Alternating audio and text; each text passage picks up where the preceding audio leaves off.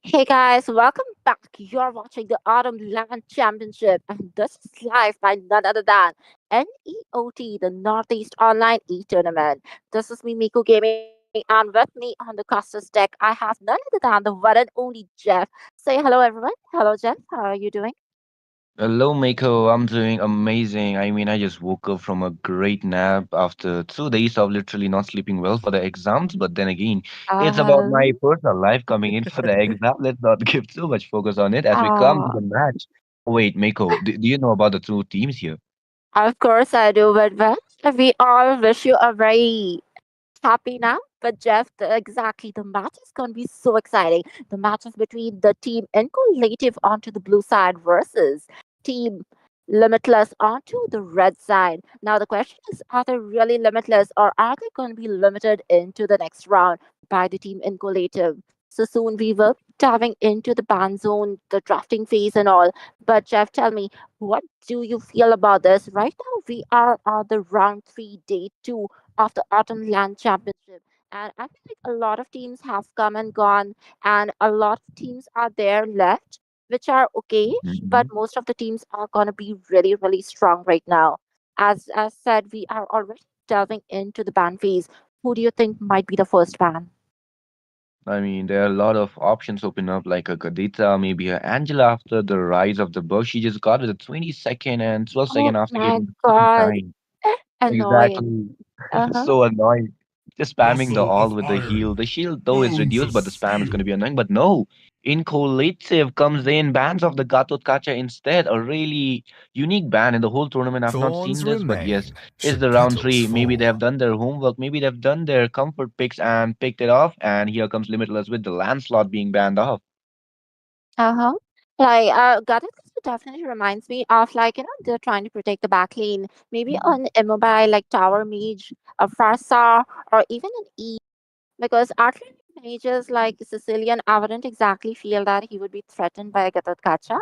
But Gatot aren't they revitalized or even the Vengeance can be really annoying for a lot of MMs as well. But let Yep. us definitely see what they have in strategy. There's a landslide ban kind of meta, understandable.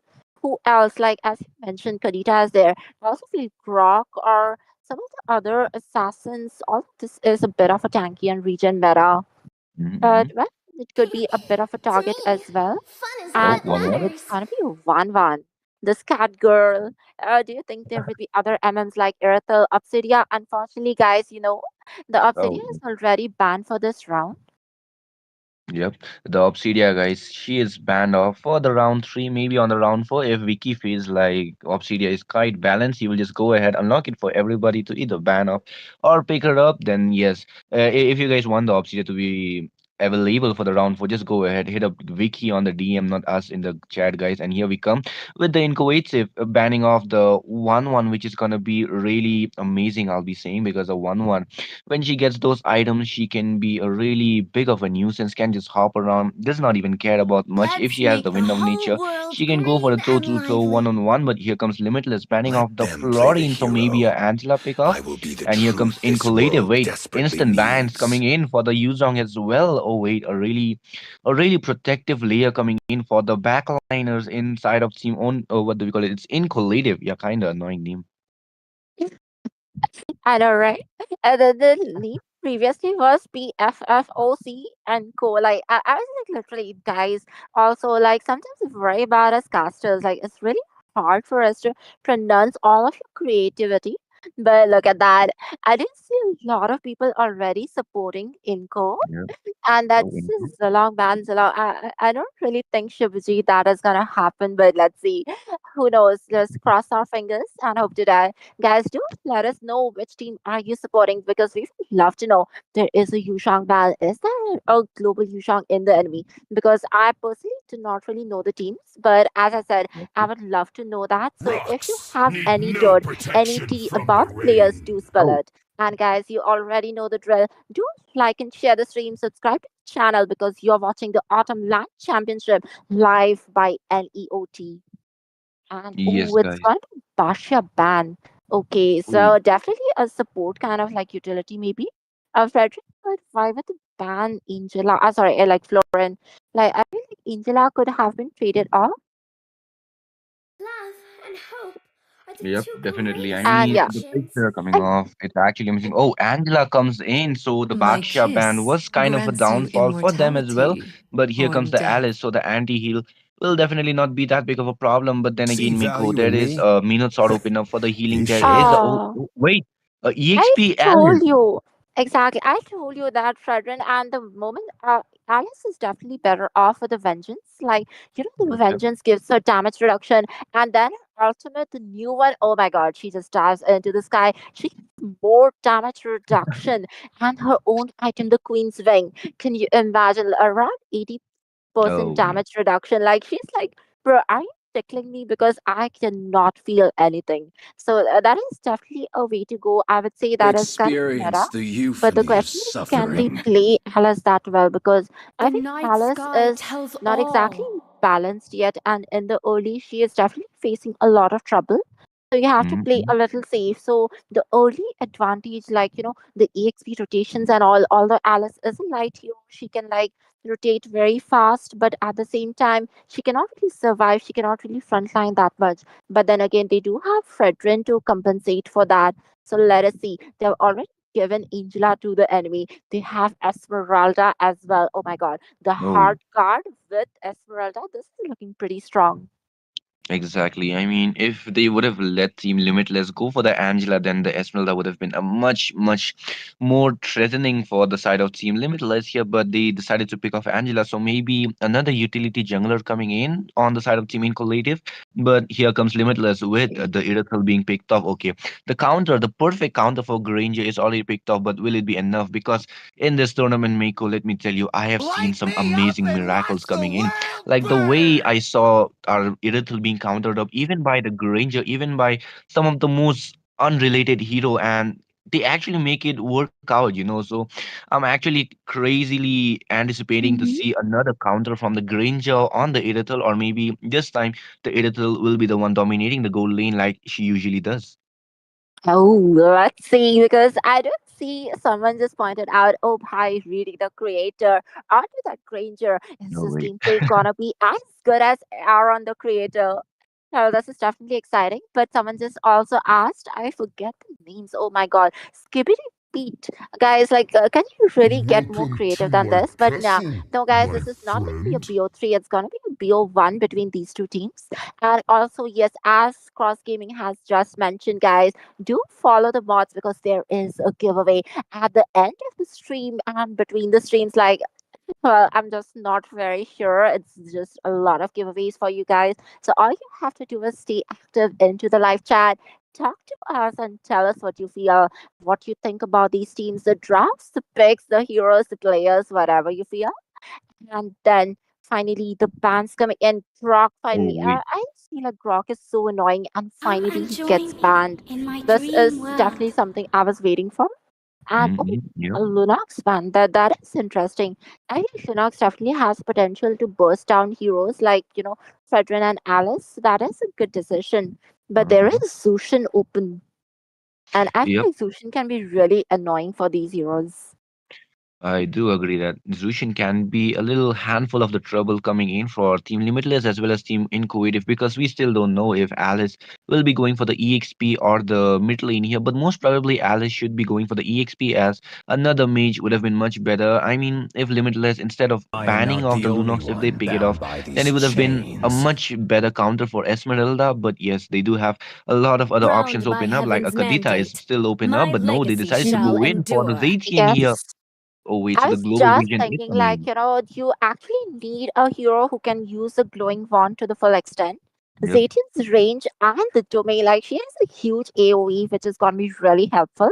Also, she does have the slow and the magic defense reduction, which is going to be helpful to Alice because Alice has a really interesting build. She is definitely versatile, as the guys have pointed out, guys. But, the versatility also depends on how you play it because right now they definitely need a support kind of mage, right? Like who can just spam the skills, who can just Mhm. use the debuffs. And Alice is not exactly debuff because if she goes anti heal and other items like slow and all at the early, it's going to be really problematic on her end.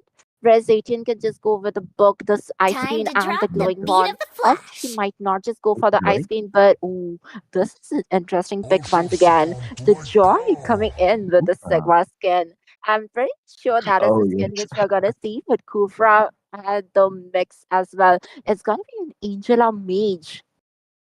Oh wait, a new meta might be arising with the Angela mid and another tanky roamer coming in with the follow-up of the Sigma girl of Mobile Legends 5v5 guys. She recently received the Sigma boy skin, but we would Bro, just be bro, talking bro, about it's gender. not Oh yeah. just the skin. Do you see the name of the player? It's gonna be King Oh Kong himself. gee. We just realized it's King Kong on the Joy as well. So yes, guys, we have King Kong himself playing his signature hero as well on the Joy. While Team Limitless, they are taking the sweet time, trying to go in for the roamer here. They are taking up that 15-second left on the clock. Let's see what the roamer is gonna be though. That's the real question with the 10 seconds coming in. Countdown, a rise. But as far as we can see the draft coming in, we can see Incollative going for those unique drafts on their hand here with the Angela mid coming in alongside a Joy. Kufra, and for the damages, oh, the Granger, I just realized he's going to be one hell of a monster in the late game. And for the side of Team Limitless, why don't you go ahead and analyze this, Miko? Well, I'd say both the teams have definitely interesting draft. While talking about the combinations and all, I would say Mhm, Limitless does have a draft which is definitely limitless because the combinations and all are looking pretty good. While this is not exactly a full team combo coming in from the team in collective, but I would mhm, definitely prefer this because recently as a coach, I've also drafted Angela in the mid lane. And mhm, Angela is not really that good with the fleeting time anymore. The book arcane boots and the enchanted talisman going in with the flask is like pretty good on to Angela. She can also mhm, play really well because once someone Five cancel it, like seconds till comes the down enemy and reaches the then battle. move beside them, she Smash also them. gets a Troops lower deployed. cooldown with it. So everything combined, I feel like they do have a fair chance of winning. So when it comes to the draft, both the teams have definitely strategic advantages in one way or the other. The question is which one can pull it off better. So it's gonna be the broken walls map this time. So a lot of rotations and ganking, flanking possibilities. Even though Alice does have the flowing blood, but Esmeralda will not be stopped because a lot of walls have been broken. Yep, definitely. The broken wall snap is going to be really annoying. But then again, guys, you guys are watching the Awesome Land Championship brought to you by NEOC in the partnership of Mako Gaming and Roots Official with a handful of prize pool for the top 32 teams as well. But let's not go too much into the introduction. But be sure to like and subscribe, guys, as we are jumping to the land of Dawn. On the blue side, we have Team Incollative, and on the red side, we have Team Limitless. Both the junglers are not the utility. We have King Kong himself playing on the side of Team Incollative with a signature hero on towards the Joy here, and the game is gonna go pretty First blood. peaceful until, but no, here comes the first blood on towards the top side. Almighty has been taken down by the Esmeralda already. So I feel like that is true. Like Tigreal was not the best pick, but at the same time, Tigreal is kind of a punish hero here. They're trying to make sure that Daedin survives, as well as like they can even just beat Joy when it's necessary. But I do feel like Inko is also not really playing at the best because Kofra's tactics, the gameplay style is kind of old school right now. He's not really utilizing the vision buff like, for the roamers and not really picking Red up the team gold. But hero oh, has been King slain. Kong goes in with the electrifying beats, gets the kill as well. It's already 3-0. Yep, definitely. Here comes another kill from the King Kong here, but the top lane we can see a gank as well with the Brethren going in using the appraisal strat, not having that enough of the stacks. Will not be able to get the damage here, but he makes himself survive just enough to be making it to the turtle fight. But will it be enough? He has his red tree. Both the junglers having their red tree is gonna be good, but King Kong, he's taking up his sweet time to go in for the level 5 mark, and the turtle is here. Turtle fight That's is here with like, Esmeralda jumping in. Red team has And here slain the comes the turtle turtle. going in for the Beacon here with the Phoenix airstrike as well with the awesome hit for the Esmeralda and the Red battle team still hero arises with King has Kong been going in. slain. Gets the kill on towards our Fredrin here going for more Double kills. Will it be kill. enough? That's the real question with the double kill follows up, takes down the Tigreal here on towards the top lane. We can see Esmeralda Triple kill. harassing rapid boots on towards our Kiritzel, but will it be good for the rotation though as the triple kill follows on the King Kong? The King Kong actually showing out the King Kong gameplay here. that is good, but Frederick is really not very good with objectives, and I already said that Alex is a good pick, but in the early he is gonna suffer. The first blood was already evident. Look at that, she was bullied by Esmeralda onto the top lane right now. Also, like she was pretty weak, like she could not go in for the turtle dance either. So it's Red gonna be team hero Oh, problematic. has been Oh, slain. Kufra with the dance revenge onto Alice. That was a flicker Terrence revenge confirming the kill. Great map sense. But yeah, as I was saying, like, that's very wise for King Kong to like not go in for the turtle fight because he knew that the enemy is slow, the Alice cannot really come, but still he actually did not successfully take the red tree. He could not confirm it. So that is kind of like, questionable. The decisions were yep. correct, Oh, but the oh, skills Fredrin. were not on point. Oh, the Tyrant Race, look at that. Oh, here comes the Titan's Rage with the explosion coming in, but the Appraiser Slap takes out the Angela here, but going for more. Double We can see kill. Esmeralda being punished as well. The double kill follows up for the Fredrin here. Amazing gameplay, amazing outplay, I would be saying. Despite the fact having Angela on her Esmeralda, she could not sustain the Appraiser's Wrath. Full stacks, I would be saying. Uh-huh. It raises right. That is a lot of damage. And this definitely is invincible. Because just imagine there are so many blasts, so much damage going on, but the cameraman is always unharmed. Look at the total though. Yep, that's What are true. we looking at? Oh, wait, it's another jungler, not the a non-jungler coming in for the turtle here. Gets the kill on towards our Granger here, steals the turtle as well, trying to go in for more Esmeralda, but will it be enough? No, she will be forced to retreat here. The team fight has been disrupted and the pause comes in. Oh, wait, Miko, the pause is here. I guess it's from the side of Team Limitless facing some network issues. That could be the case, but until unless the referees confirm us something, well, let's not jump to conclusion, guys, because you definitely know that we will be back soon enough. Until then, guys, you guys have all the time to yourself with us. That is me, Miko Gaming, and Jeff. So do ask us any questions that you have. I know you're not gonna get our numbers, but Yep, anything else if you want, cameraman, okay. Work, Elra. Like guys, King Kong is absolutely. already here. There's also the creator. So I wouldn't be surprised if Kelra is actually using his Smurf account in some ID. Maybe Irathel or maybe. No, there's already creators like maybe Irathel, he's under disguise, a covert institution like, Yep, yep. operation. He has been sent as a spy. What do you feel? Oh my god. Cameraman is dead. He passed out because of the match. This is definitely serious. What do you feel, Jeff? Oh wait, our cameraman just passed out, guys. That's not a good thing. Wait, Vicky, go ahead, get the cameraman back in the game. It's not safe to be going on like that, but sadly, we can't be doing much, Miko. We are behind the screen while Vicky, he is the one controlling the camera, I think, right? What do you say? Give out your guesses, chat. Yeah. Someone is controlling the camera and looks like his hands are a little too busy somewhere else. But until then, he will be back soon, guys. We do have some Hmm. water. Like, we live in a world where there is not really a shortage of water. So, I'm pretty sure that will be sprayed onto his face and he will be coming back into his senses. But do tell us, are the teams actually incensed right now? Because the goal gap was pretty severe. Don't you feel like Team Limitless has to break their limits? Because, or else it's going to be a pretty one sided trashing. What do you feel about the fact that Zetian was able to steal the total though? Like King Kong missing the retribution. Oh my god, that's definitely sad. Exactly. Sadly, the King Kong missed the first entry, and not just the first one, the second one as well. The first turtle was Oh taken my up by god. Zacian, and the second one Two was red by the trees. Granger. Yes, the two red tree being missed off. So the King Kong is giving out some red flag vibes, but then again, his gameplay with our none other than what do we call it? Joy is really peak already. I mean, getting the triple kill right off the bat on the first turtle here was already a trade coming in. Since you guys took the turtle, will be the one going in, getting the triple kill here, and that's exactly what happened. The snowballing started off, and as soon as we saw that, we saw another clutch coming in from the side of Team Limitless here. They got the what do we call it, clutch appraisal's wrath, getting double kill on their hands. So yes, definitely the Team Limitless, they have a chance to be making a comeback. And Team in let's just call them Inco. Inco is much easier to be pronouncing. So yes, Team I know, Inco, right? they actually made it act. They can actually go in for more snowballs. So yes, but Oh, yes, guys, we we are also back in made the it back. game. Yes, Yep. and look at that. As soon as we came, we can see some harassment on the mid lane.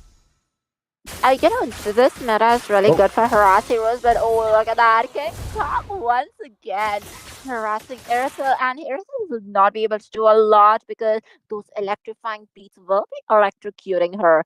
With the scoreboard yeah. 7-3, the goal is definitely in favor of Team Inco right now. Even the top Hmm. lane is being bullied. Alice without the late game does not really have a lot of sustain, but do you see the EXP gap? It's going to be level 9 Esmeralda versus a level 6 Alice. That's actually crazy EXP gap coming in from the teams here because Inco, they actually got the Esmeralda, which she can definitely harass on our Almighty here who's playing Alice. And yes, we can see some. major issues on both the teams. They have the late game comp on their hand, while on the side of Team Incovative, they have quite a hybrid type, I would be saying. They can snowball in the early, and as the game progresses, they can be harassing more or they can be throwing up. So that's exactly why both the teams needs to be playing really passive, and I would be saying with the really wise move. But here comes the Kubra Uh-huh. with the jump. He might be going for the Oh, range, and here gets the stun on towards her Alice going in for the ulti. The damage reduction comes in, makes it last a little longer, but for not long as Angela secures ooh. the kill on Almighty in the top lane. First tier has been taken down. Granger might be the one getting ganked off, but he will be having his sweet time surviving. The retry still on the hands. Wait. Why do I not see any retry blessing on our Fredrin right now? Oh wait, it's from both the teams. Never mind. Never mind. Right now, that was a good move. They went for cross rotation and they ganked the bottom lane. So they did trade off the turrets and the MM is still safe. Although Alice did Yep. suffer a Oh, die, but she another guy. is just the EXP leader. That was a bit of a clutch outplay coming in, but she could not survive. So I would definitely say that Alice knows the micros of the game. Like she definitely knows how to play, use her first skill, the flowing blood, but Mm-hmm. still the gap is imminent because there's a lot of goal difference. This time around, King Kong did get the turtle because there's no competition. Both the teams, the Red Trees are once again going in. A kill streak coming in. The Appraiser is definitely We appraising the enemy team. Airtel chasing them with a heavy Angela left crossbow. alone. It's looking really low for Angela, but oh, the clutch save from King Kong will be able Oh, to shoo Airtel away. But Angela is still not safe because Appraiser is coming and oh, the hard guard was being tried to pull off, but no, it's gonna be a kill and a getting shut shutdown, down. a double kill shutdown to Airtel. Exactly. That's actually good, because Team Limitless, they can use up the resources that they just got in from the bounty and make up their equipments. Just go for the snowball here if they can. And the top lane, we can see the first tier being taken down. Alice taking up her sweet time to be just securing everything she can and knowing that she can sustain in the late game. She is trying to build up as soon as possible, but which is not being led by the side of Team Inco because they know that Team Limitless, they cannot be limited because of the late game potential here, and that's exactly. And as we look into the equipment, we can see dominant size already being built up on the Alice, but the Um, gang comes in. The Titans Rage being used up on the Fredrin here with the follow up from the Alice as Esmeralda tries to go in with the all comes in. The damage reduction comes in, but we can see Angela being taken down with the Irritals follow up with the heavy crossbow here trying to go in for more, and there comes the double kill on our Almighty. Finally, the shining of Alice is here with Kubra being harassed once again. Granger will be forced to back off. The jump comes in as the Kubra will be pushed back with the second skill, and Kaku will be the one taking up the kill. The Roma for Roma here, Team Limitless, they are actually coming back. this is one of the major reasons why Alice was not able to survive because Hmm. Dominance Ice is definitely not the item I would be Yep. suggesting. This is the exact reason I said that Alice was not really the best pick for mid here. And right now, you're Okay. just doing the same thing which I actually told you not to because you definitely need the oracles, you need the concentrated energy, if not the book. Oh, So she is definitely like pretty much dependent on her level, The damage and sustain is actually coming in from the base damage of the yep, skill. yep. Tigreal Oh, is a little isolated. The puppet on but a string backside. carries him alone. He's trying to shoo them away, but then again, there's also the Phoenix Fury raining down from above. Alice has been Hmm. zoned out as well. The Silent Rain coming onto Tigreal. He will be taken down. Once again, the Bracer is here, but he will not be able to do much. Once again, the hard guard is also there on top of Oh, Fredrin. Esmeralda. Yep, Esmeralda definitely being one hell of a harassment hero here, going in, not letting Fredrin even get close to the Lord here, and the Lord will be secured by the side of Team Inco here. Pretty one-sided Lord fight, I would be saying, since they lost their front line at the actual set that was about to be happening here, and Kufra jumps in once again with the Esmeralda going for the back line here. Will she be able to get the kill though? No, that's the Alice and our Esmeralda being in a really bad position, but she is still too buffy, too meaty to be just taken down so easily, and she just runs away. She's like, it doesn't harm me. It's just healing me more. Oh wait, she doesn't heal. She gets the shield instead. Uh-huh. You got that right. As you can see, Esmeralda directly went for the book first and then the dominance eyes because Oh yep. that's the thing. Like you don't have to beat your enemy every time. This is like those games or like in animes when they say like you're just focused on defeating others. You're not trying to win yourself. That is why you're not winning. And the same Right. case kind of applies to this with the heavy crossbow is coming in. The Oh yep. okay, the piercing strike giving a bit of a taunt and the knockup, but will they be able to defend? They do have a lot of clear, Zacian, on the other hand, actually seems very sad. Like, that's a bit too backwards. The Brazos Rat have been utilized to clear off the Lord, and they will be surviving. There is definitely a momentum shift continuously. This is like a roller coaster going up and down. Which team is gonna win is such a hard question to tell right now. The scoreboard is 10 to 10, guys. Do let us know which team are you supporting, because I feel like either team could definitely win this match. Yep, and here comes the jump from the Kufra. Here we might see another gang coming in with the Fredrin going in. The heavy crossbow comes in. The Implosion follows up. Well, we can see Esmeralda using her flicker to run away, but sadly our Kufra will be taken down by the Appraisal's Rat here, and the lanes will be defended. Oh, But here comes another engage from the Esmeralda, but will be backing off, knowing that she is just too tanky with the yeah, healing of like Angela. Yep, I expected a lot that falling star moon was on to two, three people. Like, everyone was immobilized. I was like, oh my exactly. god, Esmeralda with the hard god is gonna do something crazy, but no. They just decided to be Absolutely. sane and sorted. Yeah. That is definitely unlike me, because I don't know what I'm doing in my life, but I'm here for my buddy. And I Yep. know he will check out this chat. Oh my god, East Young Eastwood, who is your buddy? Do let us know, and I hope he checks out your chat as well, because we are busy checking out the teams, guys. Are you doing the same? Also, guys, you know what to do. You have to like and share the stream, subscribe to the channel, because this is the Autumn Land Championship, and we are gonna be having much more interesting matches soon enough. Next match up is gonna be Shadow Esports with I7 himself. So I'm pretty sure that's Oh, gonna yep. be one more interesting match right for you guys. Tigreal with the Oh, Sacred Hammer goes in as looks pretty much in a precarious position. The hard guard has been Kufra. utilized. Kufra coming in, clutch trying to save him, and there's another disengage. Yep. Abyss's passive actually saved him, though. I mean, then again, Kufra might have just jumped to activate the passive, and here comes the Lord, guys. The second Lord of the game is here with the Lord fight. Will be engaged this time. Team Limitless, they don't want the team Ingo to get the free turtle. Lord here as the Esmeralda goes in with the Phoenix strikes, as well as they go in for the appraisal. Wrath is being charged up, so I am hoping for another Oh, gank here. But here Alice. comes the Joy Oh, here as Almighty with the damage here. The electrifying beast goes for the Irrital. Will be taking up the kill here with the Lord being secured from the Limitless here, and they are going for more. We can see King Kong going for more. Gets the double kill here. The oh. Tigreal might be taken down, but the shutdown comes in onto us. Our Nekum finally, and our Tigreal follows for the death. Whoops. Tigreal would have definitely survived if the puppet on the string did not connect. This is glory to Angela for this right now. Also, you did get the Lord, but it's like a complete wipe out. Are you gonna be able to survive successfully? Fortunately, the Lord comes into the mid lane. So you do have some minions. Alice back into the action, trying to clear up the lane, but look at that Ranger marking the base. Yep. That's And complete again, boom. The crystal is blasted.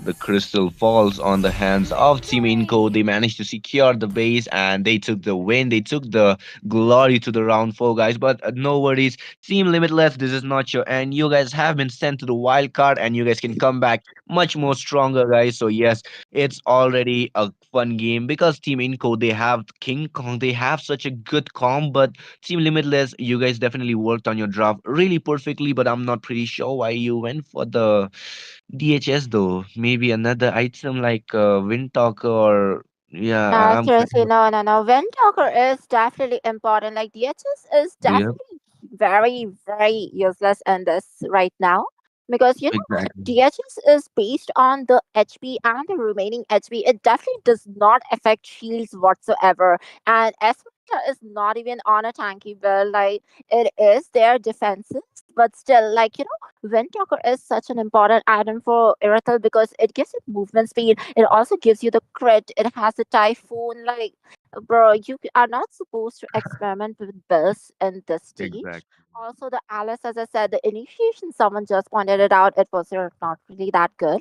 Like, the composition has to have the synergy. Although I would also say from the Inco side, although Angela was a mage, she should have definitely gone for the favor roam as well. Although you cannot do that after 2 minutes, so there is a very specific mark that you have to be careful of. So I will see there is a chance for all the players to grow a bit more.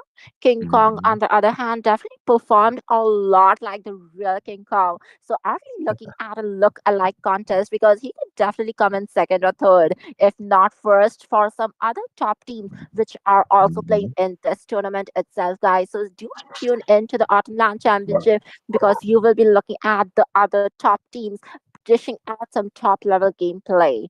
Until then, guys, this is gonna be the end for Team Limitless onto the Latin Land Championship, and it's gonna be Team Enco who will moving forward to the next round, right, Jess? Yes, definitely. Team Inco, congratulations on your win and the ticket to the round four with a flawless wipeout on the last Lord. And yes, guys, this is not the end of the match. There are much more battles coming in, with the next match being none other than the I7's team. The SDES is playing, guys, next. So come by. Just stay a little longer as the casters will be changed off and we'll be waiting for the team. But until then, in the casters deck, it's your homeboy Jeff. Coming alongside me, we have Mako. You guys are watching the Autumn Land Championship. Peace out.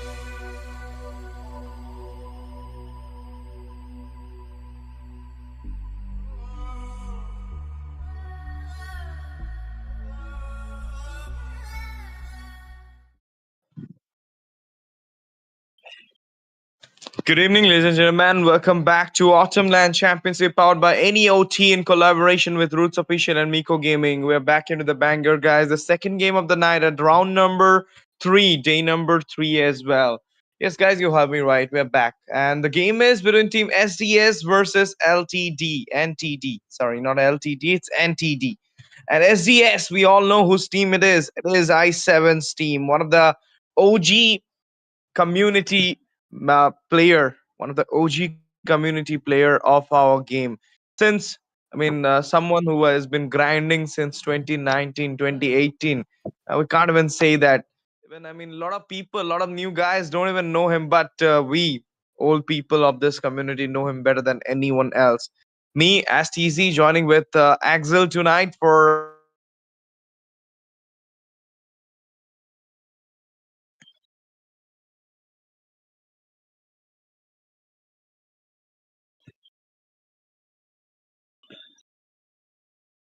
Hello, hello, hello.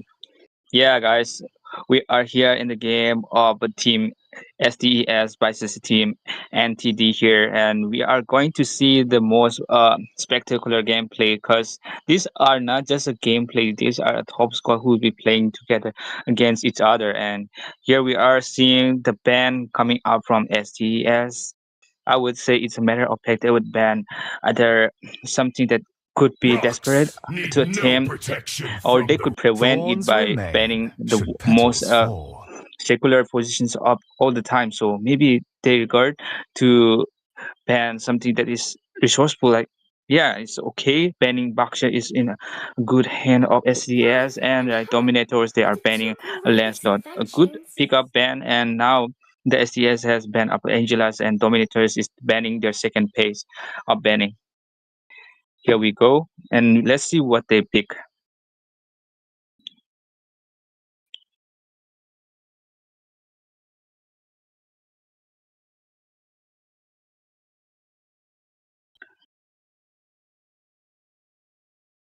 All right.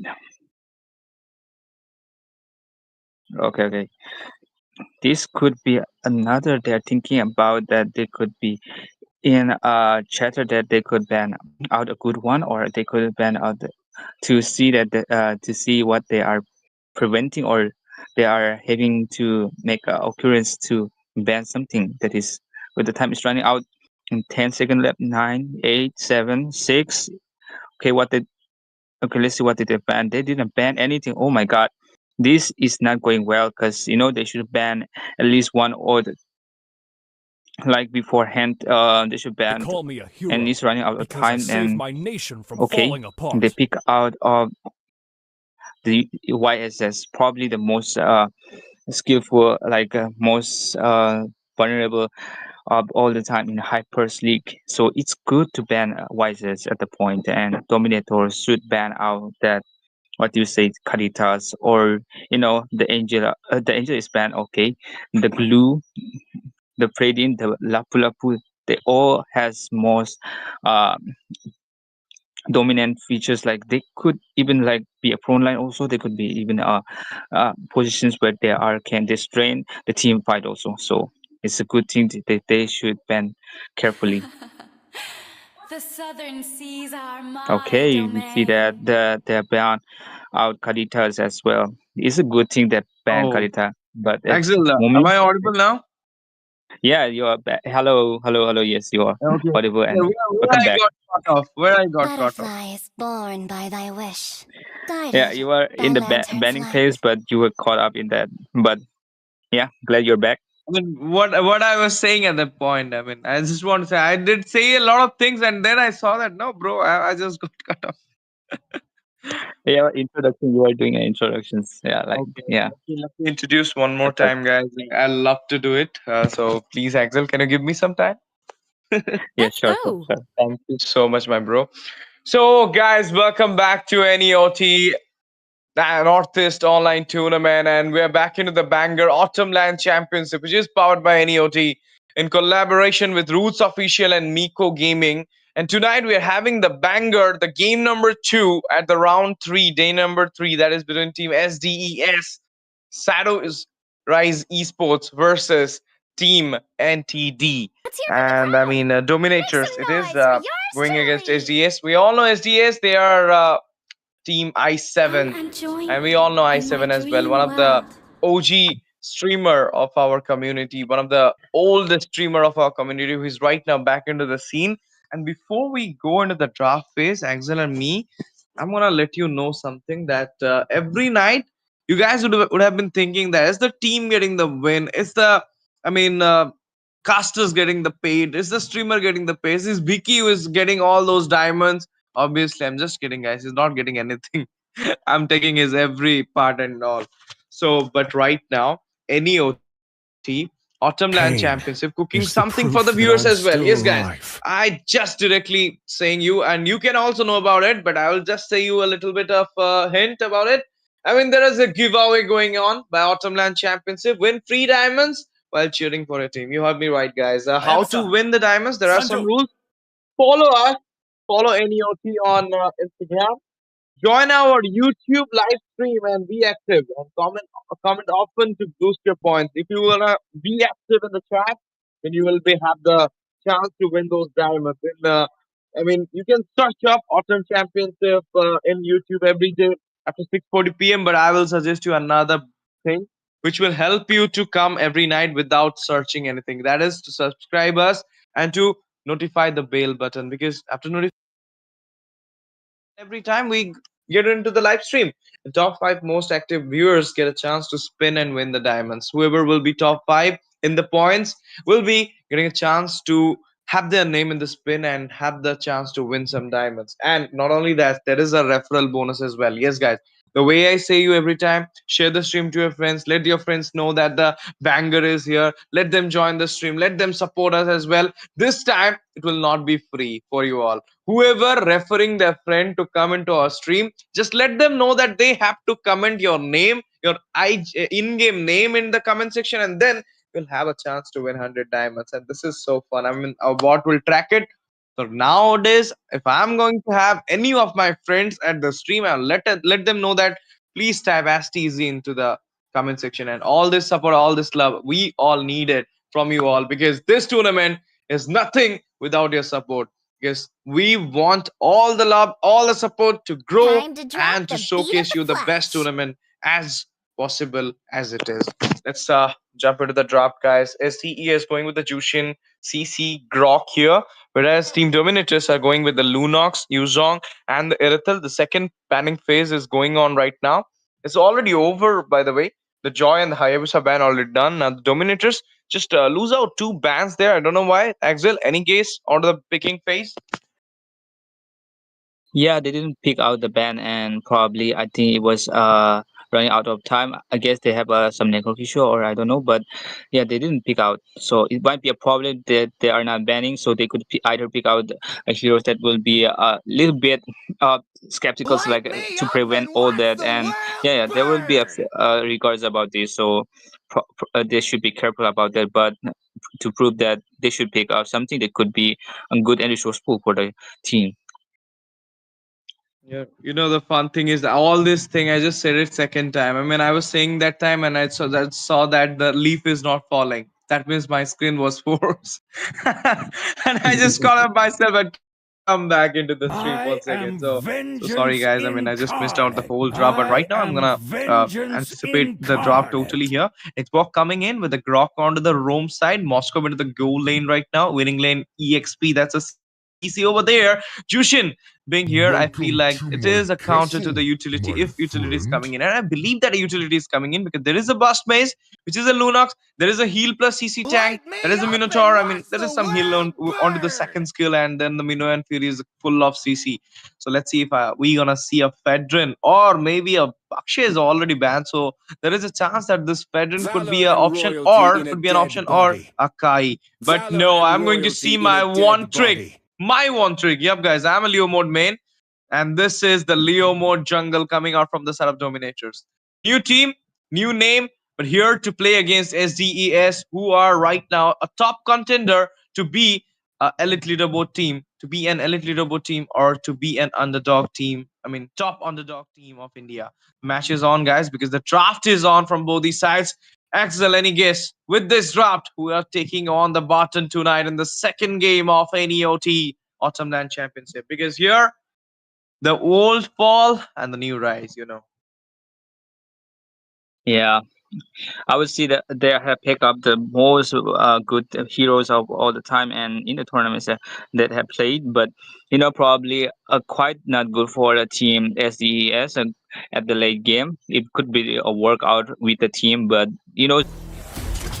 for at the late game as far as possible. They could either pick something that is a good a mage. They could keep a good counter as well as a backup.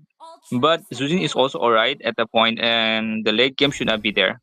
I mean that it should be careful and it's cautious. You don't take that um, discipline or jungling or anything that could support.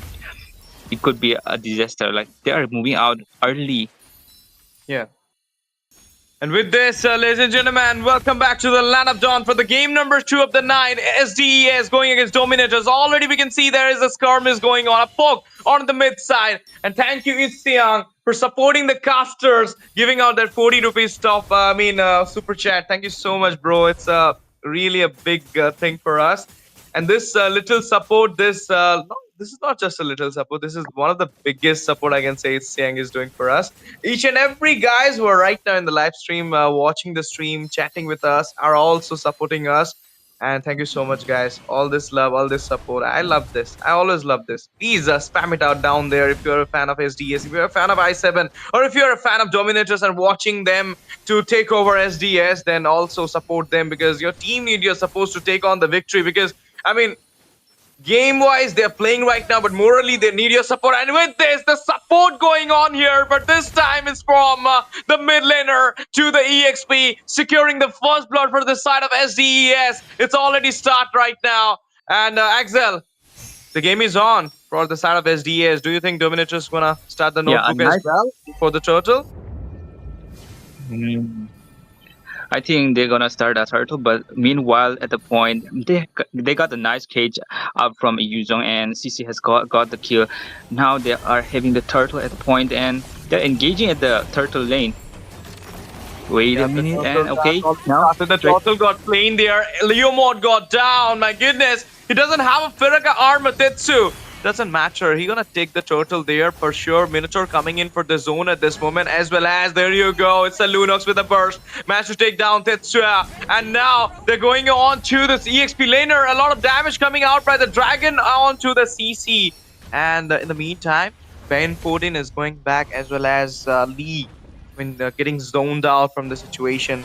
In the meantime, Leomod calmed well with the Phantom Steer. He went there and he's dealing a lot of damage onto Lee. In the meantime, we're gonna see that Tetsu comes in as well. He given a little bit of burst. Last Insanity popped up. Leomod doesn't have oh my goodness. It is the Yuzong getting down there, busted down. Without the Feraga armor, Mr. Lol managed to take out a double. Tetsu and Jushin got down. SOD connected right now. We're gonna see that I7 going for a backdoor entry with this SOD being connected out there. Let's see. Now, Leomod going back. Wall comes up. It's forced out. Tera Baap. What the name is? Tera Baap Abel. Acha. What a beautiful name. Axel bhai, aisa naam aap bhi rakho. Tera Baap Axel. Yeah, I would do that. Okay, now. Alright, they take the turtle right before their distractions, and now they got a point to make a... Last Insanity. Boom bam. Lunox falls down. Crimson Bacon coming in. Minotaur getting a lot of CC. He'll be getting busted down as well. That's the mid laner.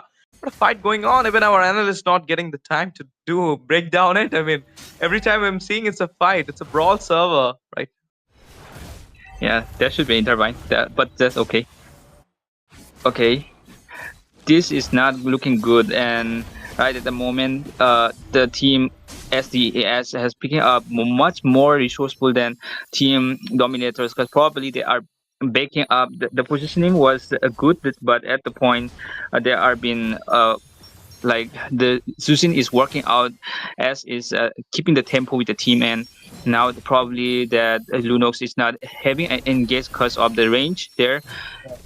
The lantern of that Zuzin has much more capabilities to make an arrange for the team and make a good combo with the Grok also.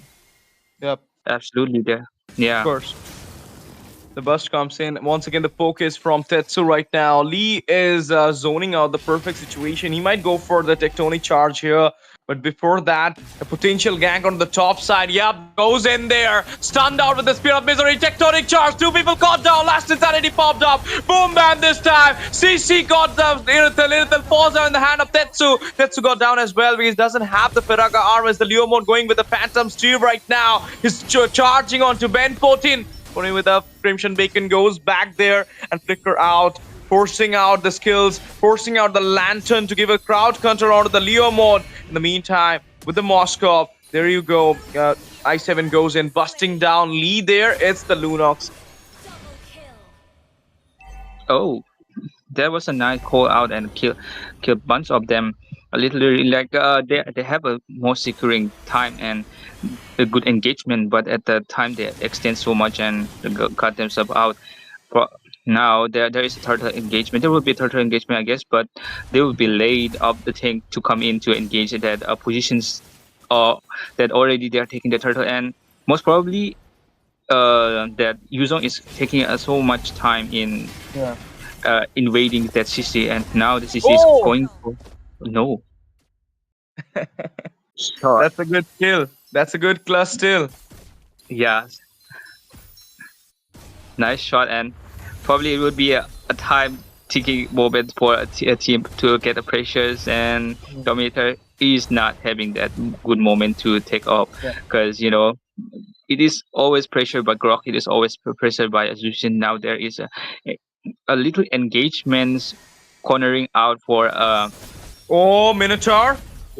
Minotaur this time got zoned out. CC coming in with the crowd control. The Crimson Bacon already been used. Mino and Fury caught on one people. Moskov, I7 falls down in the hand of the roamer of Dominators. Dominators are kind of dominating at this moment, but the micro lead is still in the hand of SDES. And now being chased down by the two members. This is a featured gameplay, guys. The walls will be broken. So be ready for his Phantom Steer coming in. Firaga armor going off. He's using the last insanity to goes back. But the Rio mode is right now chasing him down. In the meantime, Tectonic Charge comes in. Grok finding 4 people and maintaining them, but cannot channelize properly. Got down there. Irithel goes in with a heavy crossbow. Finds a kill on Tetsuya. And there you go. SDS is falling down in the hand of Dominators at this moment. Can they make their comeback? Can we see a retaliation? Can I7 pull the game away for SDS at this moment? But before that, Black Dragon emerges and will be eating out I7 raw there onto the bot side. not even a chance. They are not giving anything. Oh, okay. That was a good mistake. That was a bad mistake. I mean, another fight coming in. Phantom Steed as well as the Minu and Fury comes up, busting down with the help of the Dark Owls. Killing spree for the Lunox. Mr. Lol onto Jushin. Last Insanity popped up. Killing spree for Leo as well. He finds a kill onto the Grok. Now the CC with the Vengeance. Dealing a lot of damage. Yo-Yo Blaze just comes in as SOD connected. Shut down onto the Leo. Moskov, backdoor entry. Will be slain. Will be taken down with a revenge shot coming out from the heavy crossbow with that Irithel. Cut and Call just finds two-way people, but now Lunox and the Co are entering inside the turret, busting down the CC. CC goes back down there. Jushin comes in, but the burst is real. Mega kill secured by the Lunox. Coming back. What a coming back from the side of Team Dominators happening there. 14-10, 4 onto the lead of the Macro. If you're gonna see the Macro, it is 2 onto the lead on the Macro as well. Lord is open. Team Dominators are dominating the game right now. Any chance for the comeback from SDES? Any thought, Axel? I mean, it could be coming back if they did a little bit of mistakes, but with the positioning, they are doing the part-by-part destructions. They are not even having a time to get a resource now. They are just giving a time after time. They are taking so much against each other, and now engaging there, forcing out by the side of the Dominators. Black Dragon emerges right now. They're going with the engage. Grok falls down in the hand of the Dragon. Now they're going back. In the meantime, they'll be securing the Lord at this point. Leo mode with this Phantom Steer. Will be securing the Lord for the Dominator side. GG1. They got the Roamer. They got the Lord right now. They'll be going on to the mid tier to take it down. The third one. And at this moment, another turret just got destroyed, but this time from the blue side. In the meantime, another fight coming in. Unstoppable for the Mr. Law. He busting out the Jushin there. As Sodi goes. Didn't connect it though. But doesn't matter. The mid laner falls down in the meantime. They got a good trade there. Yuzong versus Tetsuya going at the bot side. Last Insanity popped up. A lot of damage out of Yuzong. Yuzong goes back. He does have the spell bam. I don't feel like Tetsuya will be chasing him down. Spirit of Misery comes in. Phantom Sphere as well. Slow down i7 will be taking him down by the Leo. Leo is going on to the Grok as well. Meteor is still standing strong. How much time is this? Yeah, I agree. Like the dive in, the dodge, even the takings of the team dominators is having a harass for a team SCDS, because probably Moscow couldn't earn much more than Iritel. Iritel is earning so much. The goal lead is not even consistency. Like they are even having that. They are just attacking. They are just having so much dive in, and look at that. They are just being successful at dominating those SCDS, and probably the team is lacking up behind after all the dominatings coming out from the dominators. This is the domination they're showing at SDES at this moment. What a game this underdog team is showcasing their name, because we told you the Autumn LAN Championship have that trademark onto it, that the old fall, new rise, and this is what the new rising at this moment. Phantom Sphere comes in, CC falls down, have the Leo, they're going inside, Tetsuya from the behind, go into it, the last Insanity, boom bam it is, and Leo Mode falls down in the hand, the jungler for the mid laner, and there will be a double onto the goal laner as well. Immortality popped up, he does have the Ferraga, he goes for it, he's going for a triple at this moment, can he get it? No, it's Minotaur falling down in the hand of the Rock. Last Insanity once again coming in. Yuzong might get taken out. Let's see. He's getting the spell bam. He's going for a 3v1. And in the meantime, from the back door, a shutdown happened with the Lunox damage. The burst is so much that it cannot be sustained out at this moment. The magic penetration it is. Yeah. Only one survived to burst him out, but probably it was not a good time to engage. And this is the engagement. This is a mistake. When you do one mistake, it could always clear out the team, and it could not be a workout for a team to compensate with the lead of the goal and with that balance of their keeping. So probably this is not looking good for dominators. Also at the this is comeback for SDS. Probably it would be specific at this time. They got a resource. They could even swing at this moment, and by allowing that, they are picking up the good informations out of them. And if they come in, they just brush out and look at the attacks coming out. They are making a mid lane pressure right now. They are just not pushing in the Stoned out there. Lunox joined as well. Dark Call been forced out, but Minotaur will be taken out easily. This time it's Ben 14 securing the kill there. And now Leomod goes back. 4 members as well, being chased down to the console play by Lee. But they'll be fine. This is the thing, Axel, we're talking about. I mean, a little bit of throw happened there, and now there is a comeback from SDS. Black Dragon emerges. He goes back with the help of the Black Dragon, but now the Lord is totally open. It doesn't have a Minotaur or a ultimate onto that Dragon, and they cannot go for the opening here. And Leo Mode, can he go for the steal here? I don't feel so. I mean, Leo Mode cannot reach the backline easily, so I don't feel like they're gonna go for a steal. It will be an uncontested lot coming in there. Tectonic charge onto the Leo Mode. Phantom Spirit comes in. Crimson Bacon as well, dealing a lot of damage to him. But in the meantime, in the back door, Darkal busted down i7 once again. It's Mr. LOL tonight. And the backdoor entry is happening as well. Irithel with a heavy crossbow right now going 1v1 against that CC. A lot of damage happened onto him. The Lord emerging. He'll be getting a little bit of stall there onto the bot side, because there is a lot of minions, Lancer as well as the Cannon. In the meantime, they found an inhibitor on the bot side. Macro lead it is. Axel, the game is still continue. The engage is still continue towards the mid side, and Black Dragon emerges. Minnow and Fury comes in. Phantom Shield as well. In the meantime, I'm gonna see that. Okay. They managed to clear out the waves. The Lord is emerging onto the top side. Nobody's there to defend it down. I believe the Lunox might reach it.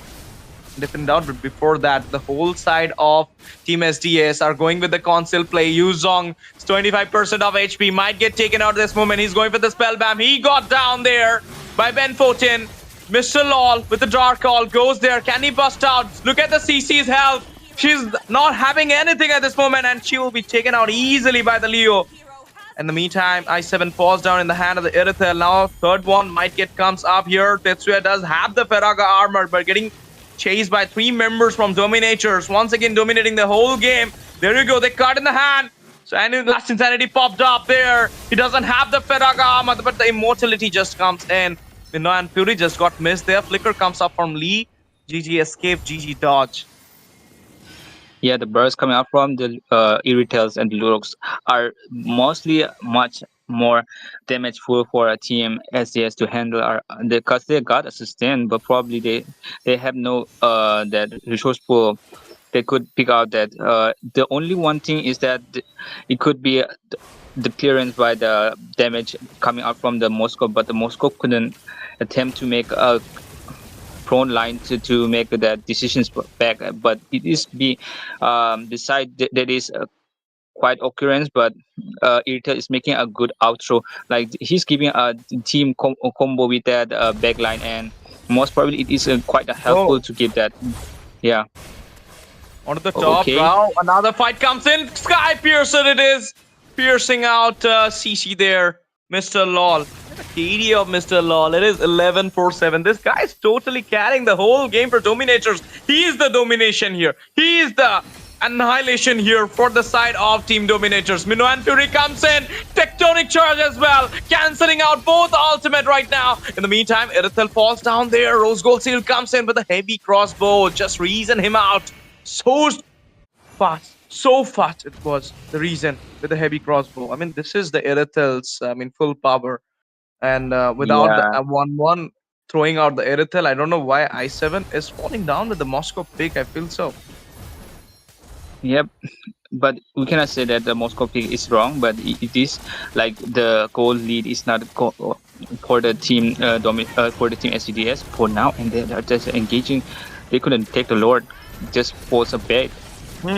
But before that, another engage is coming in at this moment. Yuzong goes deep there with the overextension. Tetsuya falls down in the hand of the Leo mode. Vengeance popped up. Stun as well. Mino and Fury knocked up 2 members there.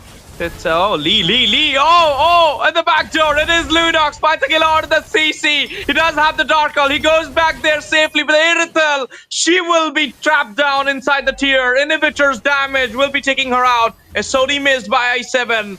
Didn't saw that thing.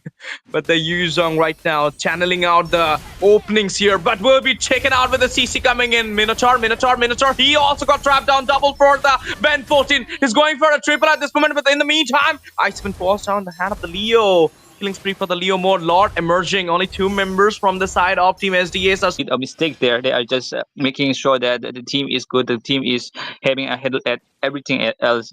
If the team is down, there would just be a back line for them, and it is just a good moment that they pick out the Grok and is give us support a prone line. But at that point, the team that are the Dominator, they are dominating. They are rushing out. They are extending more and more because of the mistake. They are just like lagging behind now, and the Dominators is not looking good. If the late game is there, if they do a little bit of mistake, it will be gone. But Leomart is covering that also with Lunox overpowered with probably that Irritel also. That is just not looking good. If they got Irritel and the marksman, the Moscow will overtake them all. Yeah, I mean, just think about it. Okay, before that, Tectonic Charge, Dark Called into the way. He goes back. Mino and Fury comes up. SOD missed once again. Last Insanity popped up. Lunox falls down. Black Dragon coming in there with the engage from the side of Dominators. Heavy crossbow being used. But Irithel, he might get down. Yep, it's a monster for Ben Foten. Tetsuya falls down. It's a mega securing by the Leo. Double for Ben Foten onto the Yuzong. There are only 2 members standing, Mino and the Leo. Leo does have the immortality, but he's getting chased down by Lee at this moment. Minotaur backing out, but Lee might falls down. Yep, he getting trapped down there. i7 taking out the revenge. The horse goes behind. He already used the frozen, but he will be taken down. Minotaur standing alone. i7 squad, SDES pulling the comeback right now in the game number 2 at the night. This is insane. This is crazy at this moment. They'll be securing the Lord. They'll be going into the base. Might take the crown as well, but there is a chance for comeback. There is a chance for defense as well from the Dominators, because look at the goal lead. They have, promising gold. They're not a big difference. It's just a 2K, and it's a late game approaching right now. 20 minutes doesn't matter the goal lead what it is, because already you have built all the items for yourself. This is what the game going so deep right now. I believe like You need to take up some good fights. The micro should be, so much Yeah. into the way, but they need to take out the Lord first. They didn't should have no, shouldn't have taken this fight here. But there you go, another last insanity popped up. A lot of burst coming in. Phantom Steer as well. Leo Mo just come back into the side. Minotaur already used the hill. Yuzong with the dive there. Black Dragon emerges as well. They're going on to the four members. Four members are right now being chased down. This Black Dragon might get down there. Okay, last insanity popped up. Let's see if it can caught up anybody or not. Lunax just goes back with the help of Dark Call, but this time the Enhanced Lord is approaching. Oh my goodness, the Sild coming in by the Lunox there. He finds his way back into the safer zone. Minotaur with a flicker being forced out. He goes back as well. They managed to secure those waves, but this Enhanced Lord is coming in, and it is getting defended down by the Irithel there. You might gonna see a team fight coming in at very soon.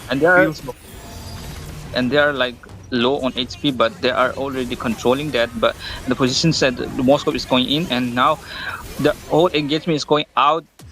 Yo, Minister falls down, double for Ben Putin. They're locking out the base at this moment, and it is SDS pulling out the comeback at NEOT Autumn Land Championship, taking on the victory, going into the next round of Autumn Land Championship. What a way! Even though there was a domination, there was an annihilation from the side of Team Dominators, but then it's a comeback, is the whole of the game, is the micro and the macro play of the game. What happened by SDS tonight?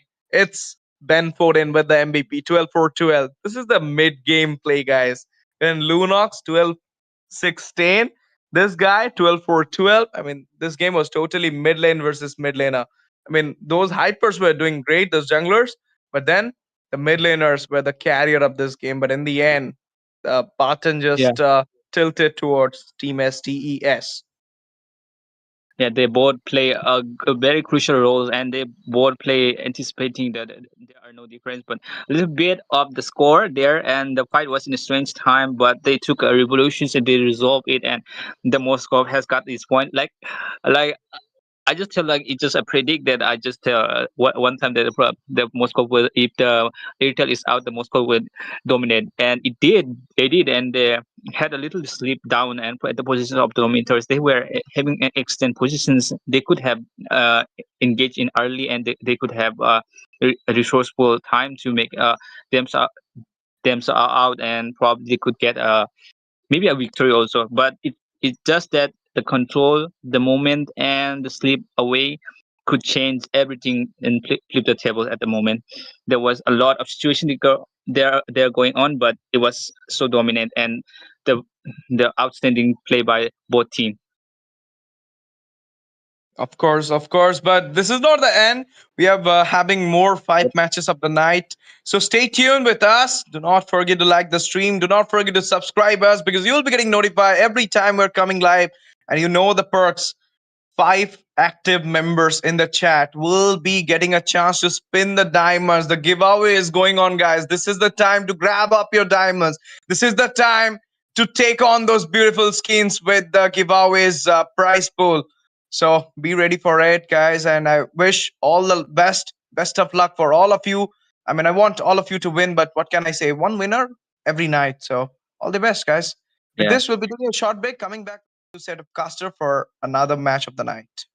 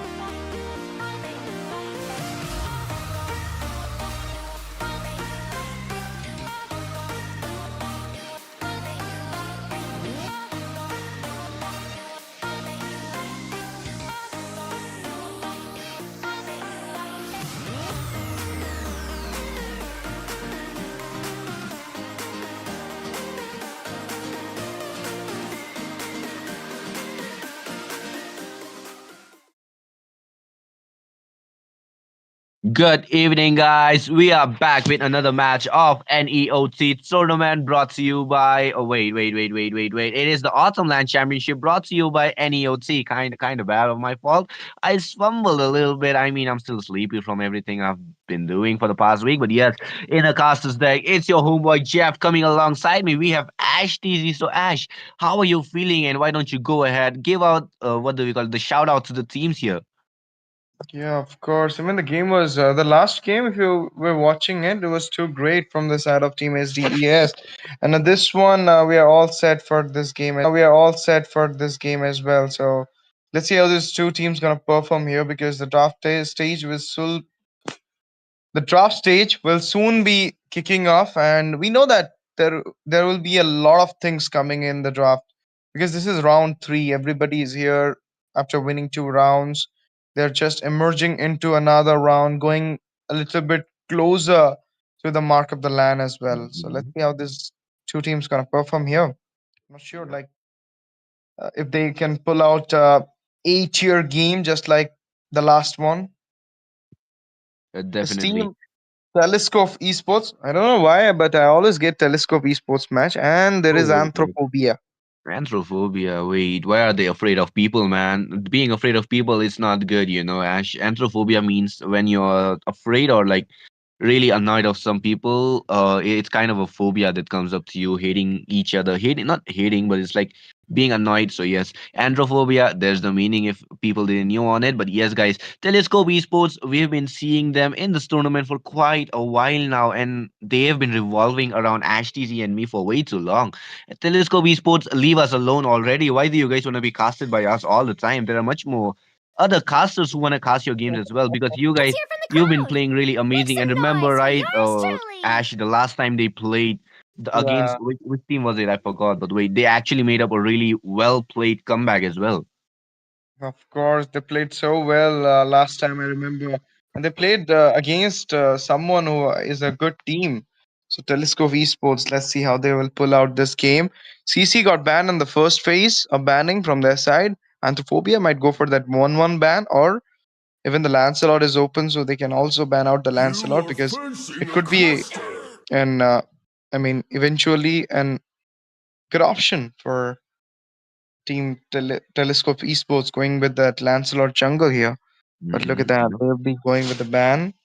That too on a I mean, knowing a glue, he's been one hell of a nuisance in the Let's land of go. Dawn, and the way he just jumps around, like just hops on you, he just sticks to you after using those split and the slam. Oh man, he's just one hell of a damage dealer at the same time sustainable guy here. And when he attaches to one of your teammates, you decide to hit him, be the headless chicken. You want to hit your teammate or maybe have some grudges. So yes, that's the perfect time. Get a glue attached to your teammate and hit your teammate. He will be taking most of the damage which you try to reflect on towards the glue. But yes, here comes another ban coming in. The meta goal laner, which is gonna be the Irithel being taken off. So maybe a possibility of a Granger coming in from the side of Team Telescope here. So we don't know anything about the draft as To me, another ban is fun left is all open, that which is gonna be matters. the 1-1 from the side of Team Anthrophobia. Ash, look at that. The jumping lady. told you. I told you. I mean, so far we know that this guys at the banning are always in the banning Yep. list. The CC, the Irithel, the 1-1, every guys, and it's on the glue. If you will think that it's also a winning lane hero, so you just have to ban it out for your Yep. safe cause. They're forgetting a lot of heroes right now. Lancelot being open, Kalea, Grok as well, Jushin into the mid as well. A lot of, I mean, potential heroes are open, so they could have trade out that glue for real. Even the Irithel could have been traded out because of the Brody being there as a counter. It's okay, they are planning out something This on their land is own. our Let's see the homeland, third ban and it will coming in. It's a soon be our Lapu burial Lapu, a ground. EXP ban. An EXP ban Oh, from Telescope yep. Esports. GG. And there you go, guys. Anthrophobia might go for that Esmeralda or maybe a Uranus as well on the EXP, or you can also go for that Lancelot ban. It's totally open right now, and they can actually go for the Lancelot pick. Yep, they can definitely go in for a Lancelot pick or maybe a Yushin Shin because a Yushin Shin is left open and it's gonna be really really good because of his fast jungling speed, and he's one hell of a nuisance when it comes to the land Welcome of to Dawn my jungling castle, area my here. And yes, friend. it's gonna be much more fun. But no, that's gonna be the Grok being banned off. So both the S tier junglers are here. The Lancelot, the Yishin, both of them are open up, and they can go for a 1-for-1 trade. Either you can pick off the Lancelot and give out the Yishin, or you can pick out the Yishin and give out the Lance. So yes, it is a fair trade from both the sides here if they decide to pick it off, though. That's the real query right now as we come in. 35 seconds left on the clock. Ash, look at that. Give out your guesses. Yeah, I feel like it should be a Lancelot here, but they can also pull out that Farsa or maybe that Bakshia as well. It's open. Bakshia is open right now, so they can actually go for the Bakshia pick. I mean, a lot of heroes are open for the first pick.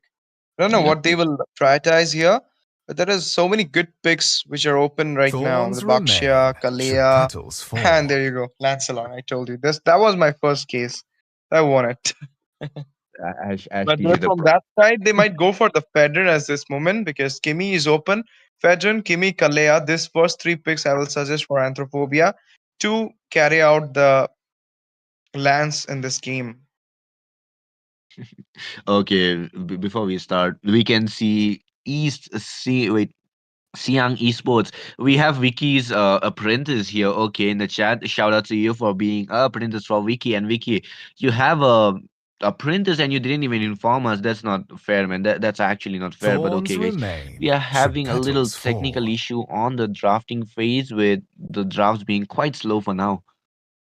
Yeah, we all are Vicky's apprentice. See So I will value say in that, I mean, this me. is not so You surprising. should. Vicky is the one. He My is tail's been the. itching for a real fight. Definitely, he is Honestly, a I type of mean, guy. he might think that I'm just joking around, but it's not true, guys. No, That no, guy no. is so hardworking. He's doing all the work from Fireflies behind, even though born by Moses thy Bro as well. wish. But Moses God Bro, we all are Also Vicky called fans, my so I'm sorry. pawn. There you go, guys. Jushin comes into the scene right now with the Kufra. I told you, Jushin might be a good No, man. ban, but Kalea and Fedrin, everything is going the way I told you.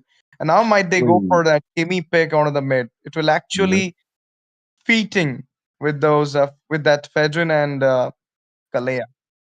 We have Let's Ash TZ go. as a prophet here right now. Okay, okay. We see you, Ash TZ. You have some future sighting on you right now. As you have already guessed out a lot of the bands as well as the picks here. And if we look into it, we can see Anthrophobia going for that pick of heroes here. Like we Let's can hear see from the the Fredrin crowd. being here who Make can be one some hell noise of a for tanky, yours chunky guy. truly. And This for the land is our Kalia, she can be homeland, a and it really, will really soon good be pick our of hero burial who can just ground. use a tsunami slam, take either one of your Birdie, opponent, I mean, like of Kimmy. your teammates out of the blue, and that'll be it. You will be the one targeted down. You might as You well are be taken down. So thirsty to yes, but crush here comes the it. Kimi. Look at that, Ash. Another To me, prophecy is true. fun is all that matters. So I Welcome mean, to this is my not prophecy. This is castle, actually, I my mean, the gaming friend. sense. I will say because, Yeah, yeah. I mean, with a Fedrin, you need a healer, and nowadays healer is not just a one thing. I Thorns mean, you can remain actually should prioritize petals because you need fall. CC as well. So who is better with that? CC plus heal. There is a chip. You cannot go for it because he's not in the meta. But there is two more heroes. There are two more heroes. One is your Minotaur, another one is your Kalea. And I Pain believe is Kalea the has better proof that CC I'm than the still Minotaur. alive. It has better sustain than the Minotaur. So you should go with the Kalea and Fedrin combo. Then you need someone who can just drive out the backline as well with continuous damage. You can go with the Lunox, Lilia, and Kimi. So Kimi is open. She will be the best option rather than going with the Lilia and Lunox. But when Kimi is Mhm, not available, I will suggest you should go with the Lunox because she got the range just like the Kimi. mhm, But mhm. Lilia, on the other hand, will have some sustain, but the range is so low. So you need to go a little bit upfront to take on the fight. So I believe like this is the thing how I mean utility jungle thing goes on. But from the side of team Telescope Esports, second banning phase already starting over. Oh, yeah. Brody ban happened. That might suggest me a Irithel pick coming Nah, on from nah, the side of Muscle nah, of nah, Anthrophobia, nah, but nah, iron, nah. Irithel is totally banned bones of out here. steel. So they might go for that carry as well at this moment. I mean, Yes, sir. maybe that carry onto their side so that they will be in safe. I mean, what if the carry goes to the side of Telescope at this moment? They might chunk down that Kalea and the Fedrin with the true damage, but they have a Tushin for the hindrance to the utility jungler. Mhm. What more they can add? I will suggest they should add the Moscow, or maybe they should go with Golin Nathan as well. You know, other than carry, Oh, yeah. who can bust out the tanky frontliners, it should be a Natan with the Stallium's kite build. Yep, definitely. I agree to you with the Starlium side. Having a Nathan, that's gonna be really good. But as we come into the draft here, we can see the Yuzong being banned off as well as the Brody from the side of Team Anthrophobia, and that's actually crazy as we can expect some really good backline hunting coming in. And as Granger is left open and Anthrophobia will be the one getting the first pick, it's gonna be a quite higher opportunity that they will be locking onto the Granger and leave out the Moscow for the Telescope Esports to be picking it off. Don't you think, Ash? Yeah, I see. I also think the same as you mentioned here. The Badang is kind of a thing I was not expecting here. Maybe they thought that the Badang will be onto the EXP, can hinder out that Lancelot. And you know what this Kufra fic is for? It's like for an insurance, I feel so. Because I mean, you cannot throw out the Kufra to the side when you're having the Lancelot. You cannot throw it out to the opponent side. So they kind of picked it out as an insurance. But against a Fedrin with a Kufra, I'm not sure about it. But in to the EXP right now, I believe like Esmeralda will be a good pick here. She can actually sustain out the Jushin. So I believe like Esmeralda, and you can go with the Golan carry or maybe the Moscow as I mentioned before. But I'll believe like Time and if they are tide picking wait out the for no Nathan, man, you should go nor with something girl. like Beatrix or Bruno. Beatrix coming in. Anthrophobia, they're just Yep. preparing themselves for the Nathan or the carrier as well because they got two frontliners at this Chivalry is moment. dead, And might go for and the I third one will as well. avenge But it. here you go. Something insane being cooked up from the side of Telescope Esports. They're going with some bigger vision, just like their name Telescope, because they're going with a Uh-huh. glint right now, a real bust. But the thing is, against a Beatrix, in the early phase, you can actually sustain it out. What about the late phase? Beatrix can actually, I mean, go for a winning lane. She is a winning lane hero. So you should be preparing Yep. yourself for that thing as well. Last pick. Any Yep. I suggestion? do agree with you. Yeah. Yep, I do agree to you on that, but in Oh, my opinion, a little bit, I would be saying that Beatrix definitely requires a little bit of extra gaming sense than you usually go for other MMs, and that's gonna be a little bit of a hinge that we need to look out for because everything must be counted off, and since it's a tournament, even the slightest mistake is gonna be the reason that she will be losing. maybe. Maybe it will be happening, but the EXP Minsita here and Esmeralda being open, I believe it will be a big pick for the side of Team Anthrophobia. They banned out the Lapu Lapu for the Mincy now, I believe so, because British Fighter cannot get cancelled out with the King's Salt. But the thing is different when the Mhm, yep. Esmeralda will dive in with the Absorb. You cannot Oh yeah. actually take her out easily. When you gaze So I into believe the like abyss, Esmeralda will be a good pick here. the But no, abyss something stays insane black. coming here. It's a Selena. Why? Yep. Selena Wait. EXP? Wait. Selena EXP against a Mincy, or are you going with the Kimi EXP Selena mid? Not sure what Wait. this Is it a draft is. Selena jungle? Yeah. Wait. Are we seeing a Selena jungle and EXP on the Fredrin? Wait. I'm quite confused right now, or maybe it's gonna be a Fred. Oh, wait, no, this does not conclude as the Selena jungle is the only option that is quite valid here. Anti-Manthrophobia going for a really unique pick, and for the side of Team Telescope Esports, they have went in for those fair and square, really good combos, really good damage, really good late game potential as well. And for the Anthrophobia, the Selena Hyper, which is usually not seen, a really orthodox pick coming in, and for the Beatrix and Kimi, yes, they definitely do have a punch on the late game and. So I'm liking both the draft, but this is just the 40% game, guys. The 60% is left upon the execution, and we are in the land of Dawn. You guys are watching the NEOT tournament, brought to you by none other. Oh wait. It's I messed up again. It's the Autumn Land Championship, brought to you by NEOT in the partnership of Mako Gaming and Roots Official. So what do you want to say about the Selena? Oh wait, it's not a Selena. Wait, Ash, can you tell me what are we seeing right now? I believe like that the Kimi and Beatrix are going for the Welcome to side lanes, Mobile Selena into Legends! the mid side. That's what they're gonna do here.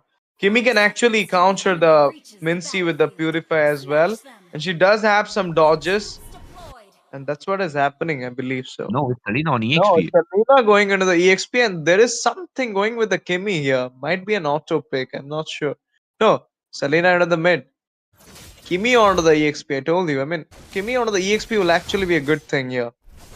She can Wait. actually give a little bit of, Yep. you know what, damage. You cannot go with a Selena against a Minsita. I mean, Selena is full of dashes, and Minsita is someone who counters the dashes with the ult. Exactly. You cannot go with that thing. But so much. Right. I mean, this draft is so much brain rotting me.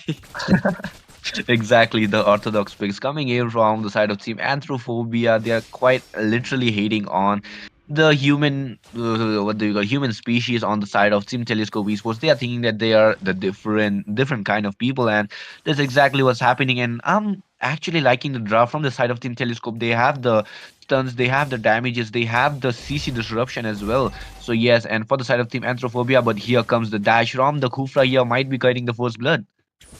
No, it's just a poke here. Flicker comes out for the Beatrix there. And it's just forced out so early, but doesn't matter. I mean, if you're, I mean, having the resources and getting down is actually not a good trade. So forced out it's actually a good thing, I will say. But now another fight coming in. Kufra is right now giving a lot of the zone to that Naba. Yep. What a good name, Naba. Naba. Naba it Naba. is. No, I'm not sure. How do you even pronounce? Yeah, it's Naba. Yep, Naba. It's Naba coming in, and Naba name quite unique, I would be seeing when it comes to either Arunachali or Nagaland. I forgot where it was, but here comes the taunt on the Selena here, which will be the lane dominance coming in, which usually is seen on the Zushan side because she usually dominates the lane that she goes on to, and that's obviously the mid lane. But here comes the King calling as the Appraisal Wrath being used up, and the Minsita will be the one taking down first. But no, he'll first take down the Fredrinia, and he still stands. He does not want to go down that easily, and he still goes on. But we can see the Kuro being taken down, and the battle still engages with the turtle fight coming in. Lancelot using the puncture, going for the kill here, and here comes with the Thorn Rose, but will not be able to secure the kill. Of course, and they might go for this uncontested turtle for themselves. Puncture comes in, retreat popped up, but Mincy got the turtle there. What is happening? I mean, why Lancelot didn't go for the turtle? It's like, I mean, he just threw it out. Doesn't matter. I mean, he got the EXP, the team got the EXP and the goal, but still, I mean, he could have got the turtle slayer mark if he will be accumulating more two turtles. I mean, Oh, that's yep. what fun is for a jungler. I For a mean, slayer.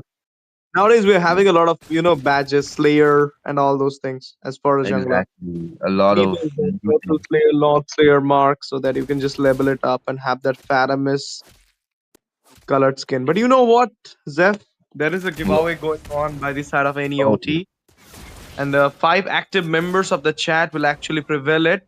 Will actually get a chance to spin it out, and will have 100 diamonds every day, every night. yes. The So, top I mean, five members each yeah, day, who are 100 active in diamond the chat. giveaway, guys. If you're not active, we'll just get active there. We'll just have those diamonds. And there is a referral as well. I mean, Zeph, you know what? If I will Oh, refer you, Zeph, please go and watch the stream and type my IGN. You'll actually, I mean, I will actually get 100 diamonds for it. I mean, so just think about it. I mean, ये वो जय हो देखे हो ना scene oh, yep, thank yep, you मत definitely. बोलो तीन लोगों की मदद कर दो तो भिकी भाई ने वो चुरा लिया स्कीम सल्लू भाई से Yes, सल्लू भाई छोड़ेंगे नहीं भाई इसी के साथ yes. we're gonna see that fight coming in. Mincy got a kill on the Kimmy there. Z-Raxi Yeah. falls down. I told you, 2 goal leaners doesn't work in the early phase, and this is what happening. 2-1 on the score. They're getting out of the macro. The goal shit is getting absorbed, and the cheerers might get it down as well. Abyssal Trap Yep. comes in, doesn't matter. Kufra is standing out as a Actually, shield with the there. beginning. There you go. The Yep, macro the falls down in just 4 minutes and 30 seconds mark. What a quick one it is. This might be a quick game we would be seeing, maybe for, because Anthrophobia, they have only the two frontliners, and I won't even suggest that Kalia would be that enough of a tanky hero because she usually relies on the pick off and runs off after the pick off, usually getting the heal and does not sustain much here because she is the type of hero who can support pick off and sustainability. That's quite how you build her. That's the real question here. But here comes the gank onto the bot lane. Of course, and Selena finds the kill onto the Mincy. It's a redemption comes out for the side of Team Anthropovia.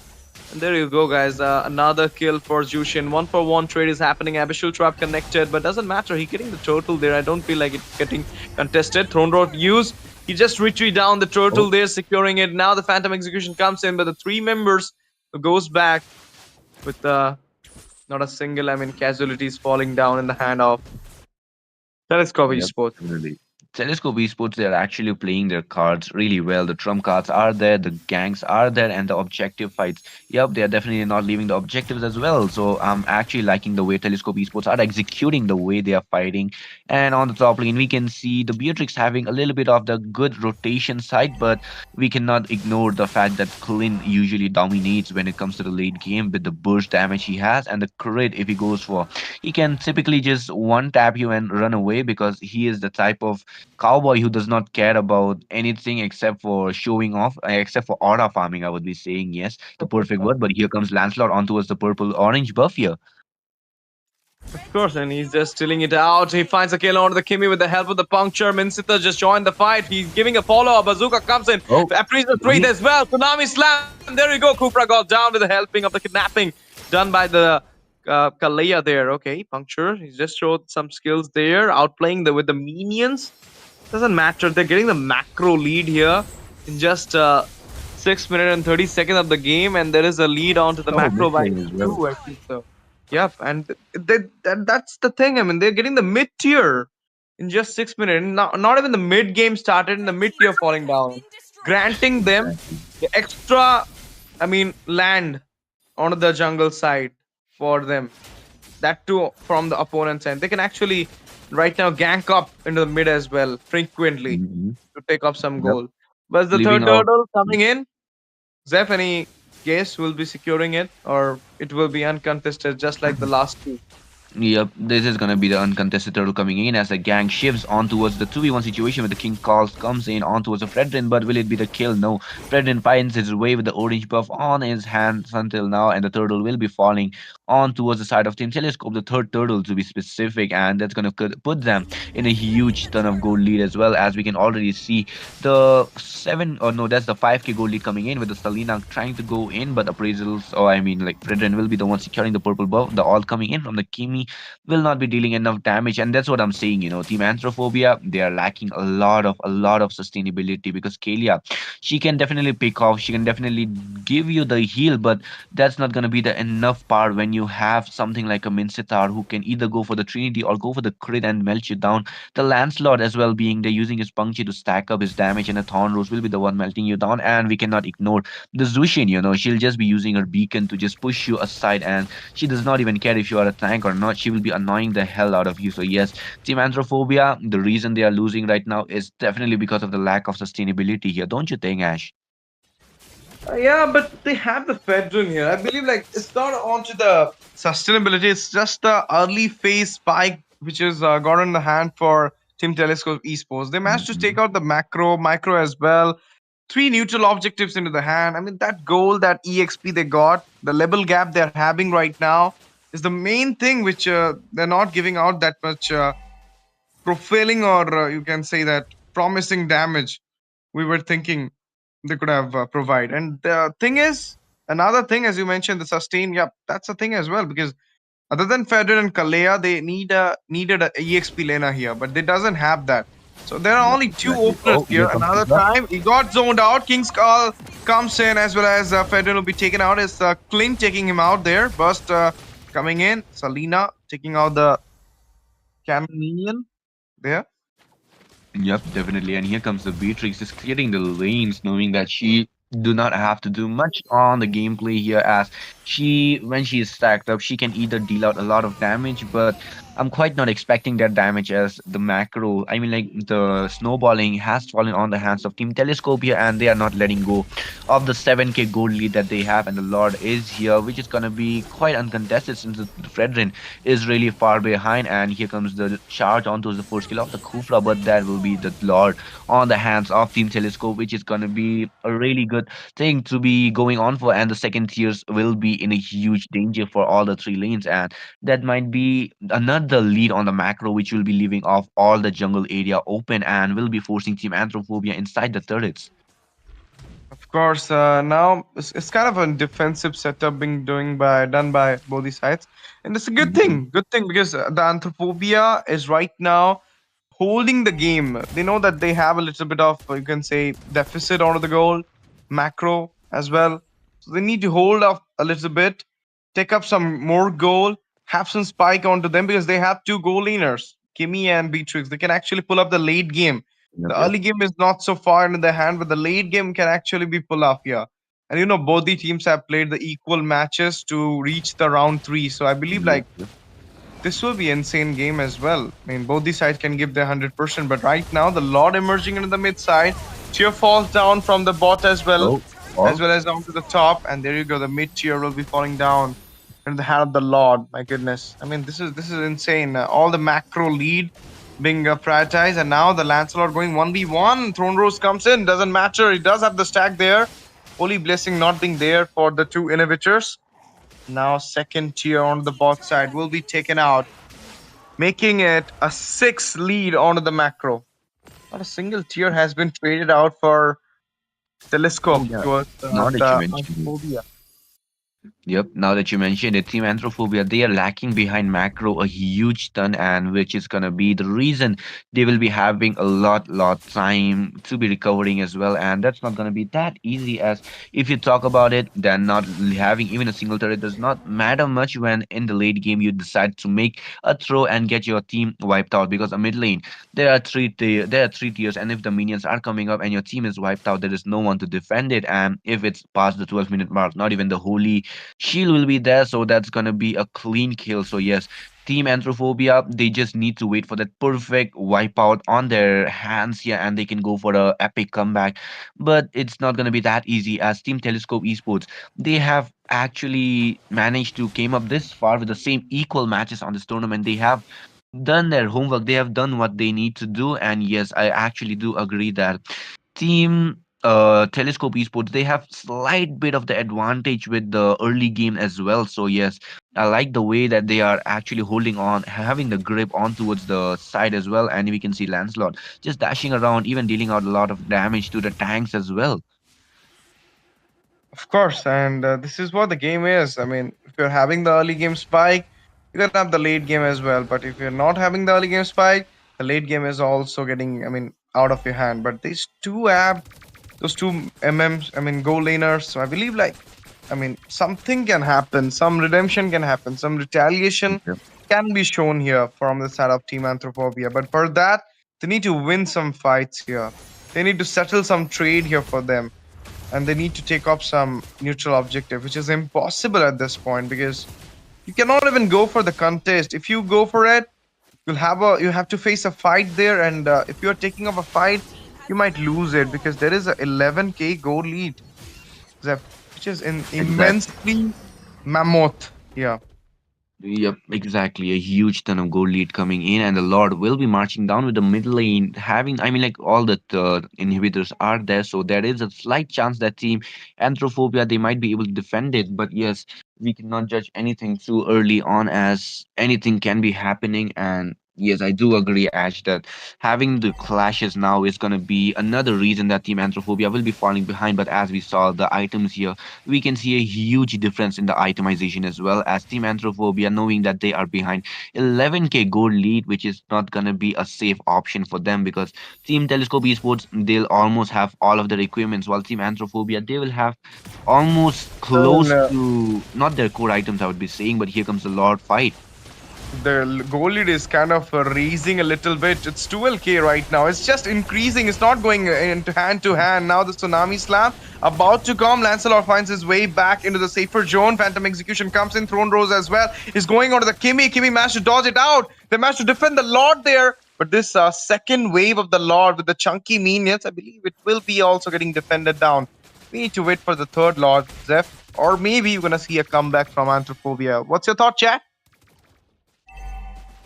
Yep, I do agree that there might be a chance for the epic comeback from the team Anthrophobia here because I mean, from the past games that we have seen them that they have played actually on the one-sided battle era as well. The way they fight are actually quite amazing, and the way they execute their side of the game as well is quite literally to the one which we see from the top dogs as well. But here comes the Minstar with the hook here with the Kalia coming in with the Tsunami Slam as well, follows up, and of Beatrix on the all with the King's Call onto the backside. The battle comes in, the Thorn Rose gets the kill onto the Fredrin here, and Mikasu will be the one being taken down by G Race here. So it's a 1-for-1 trade, a jungler for the EXP laner, but the lane pressure is here. We might see a clash coming in, but no, both the teams decided not to have any clashes, waiting for the Lord to be ending the game, maybe because with the next Lord, if Team Anthrophobia decides to make even the slightest mistake on their positioning as well, the game might be ending. Or if Team Telescope decides that they do not, that they don't want to mark the major damage dealers on the side of Team Anthrophobia here, they might be losing a huge chunk of advantage, and there might be a possible comeback from the side of Team Anthrophobia. Don't you think, Ash?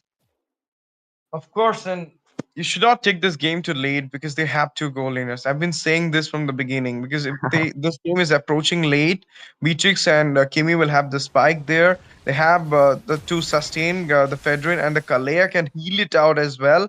So it's actually be a big problem for you if you're giving this game into the late phase. You need to finish as soon as possible. Wave synchronization is what is not so good from the side of team Telescope Esports. I can say you and they're not Yep. holding out those waves, and that's the reason the 12K goal mark is still on to the 13K at this moment. But still, Oh, Selena taken down. one team fight and one win in the team fight can actually change the whole scene. Now, Lancelot goes Oh, in, two members are halting it out way. Puncture comes in as well. Tsunami Slam, he thrown throws it, he immuned it and oh, it's goes back. actually a good Got bait the though. red buff. Yeah, he got the red buff there. He's stolen it out. In the meantime, Clint and Co. finds the way for the Lord, the third Lord emerging. Zeph, third, the last, or we're gonna see the fourth one coming. I mean, maybe it's gonna be the last fight because we have already seen a little bit of the resources being burned down. But yeah, the spells are still here. The Lord is marching to the mid lane. The lanes have been synced off, and the late fight is gonna be here with the Mincitar still not having the full HP. Might be a little bit of the disadvantage, but the Abyssal Trap connects. But knowing that there is a Mincitar that's not gonna be it, with the puncture comes in on towards the backside, with the Kalia, with the Kufra goes in, gets the kill on towards the Beatrix here, and the Lancelot goes in, gets the killing spree. The Mikasu goes in, gets the kill, and we can see the lane, the crystal being taken down on the hands of Team Telescope Esports here, finally ending the game with the victory on their hand and proceeding them team to go to the round four with the team Anthrophobia dropping to the wild card. But then again, what can we say, Ash TC? Because we have seen Telescope Esports make the comeback, which was actually really interesting. And for the team Anthrophobia, they actually played well, but let's hope that they come back stronger. Of course, they played well, but their execution part is kind of poor because of their draft phase. They Yep. have two goal laners. They have a lot of magic damage, Selena and Kimmy, but doesn't matter. It does didn't even work properly the way they were thinking about it. Might be a mishap happened with the click, might be, or might be this was their plan was. But what can I say? It's the moreover the drop in the execution part for the side of Team Telescope Esports. Their visionary was too strong, so they just grab on that victory. But with this, the game is not over, guys, because the tourney is still going on. The round three, day number two, has a lot of matches to come soon. So please be there. Stay tuned with us. Have your chip packets on. Stay hydrated. We'll be coming back. Me, Ash, TZ, and Zeph will be signing off for now, but the new set of caster will be joining you to entertain you all. So with this, thank you so much for joining. Thank you so much for watching. Stay tuned. We'll be coming back with a short break. Peace out, guys.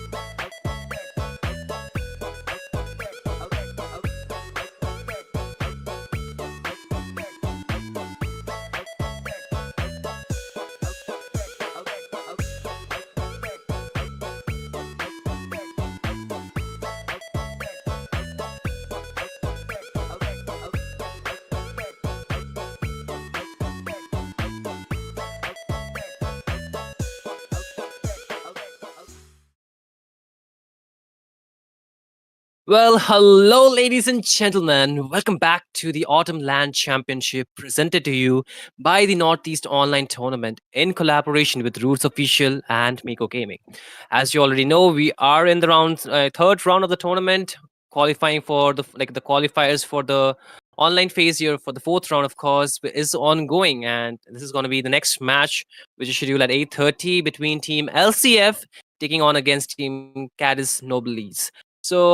A very good match that we are looking, in fact, to. But again, if you don't know me, ladies and gentlemen, my name is Shin Ryu, and I'm joined by the lovely, the one and only Miss Debbie for this game. But Miss Debbie, we saw something that is the new lineup for Team LCF, right? What are Yeah, your thoughts yeah. about this one? I've been waiting to be asked that. I'm joking, I'm joking. But Mhm. yeah. Still, LCF is a fairly good team. No matter what the change up into the lineup is, most of the time they have always have that luck where, not even luck, right? They were so well versed on who they pick off and who Mhm. they get onto their players' zone. And I think this is also a very solid lineup we are looking for. All the young players in one place right now, and mainly they are from the Bengal server, so this is definitely something LCF aren't, made of. Most of the time they come from Mumbai Mhm. or Delhi server. But now I think Acadius Nobles are going to be having a very great competition for themselves because they have been unfortunate enough to go from the new lineup of LCF, and I'm very excited that this is the first time I'm going to be seeing them play together. And I'm pretty sure Mhm. they do have a lot of connection already because they are well-known players. So Katie's Nobles, I think they will be, they have to be very mindful of the draft and draft accordingly because this is not a simple team we are talking about. So yeah, Mhm. that's one of the most important factor as when you are when you are in this round where you do not know who your opponent is gonna be. Absolutely, and just Love, talking about in at let's have some individual race level, all these adventures. players are well established player, right? They are very good at what they do. Micro, they are very thorough.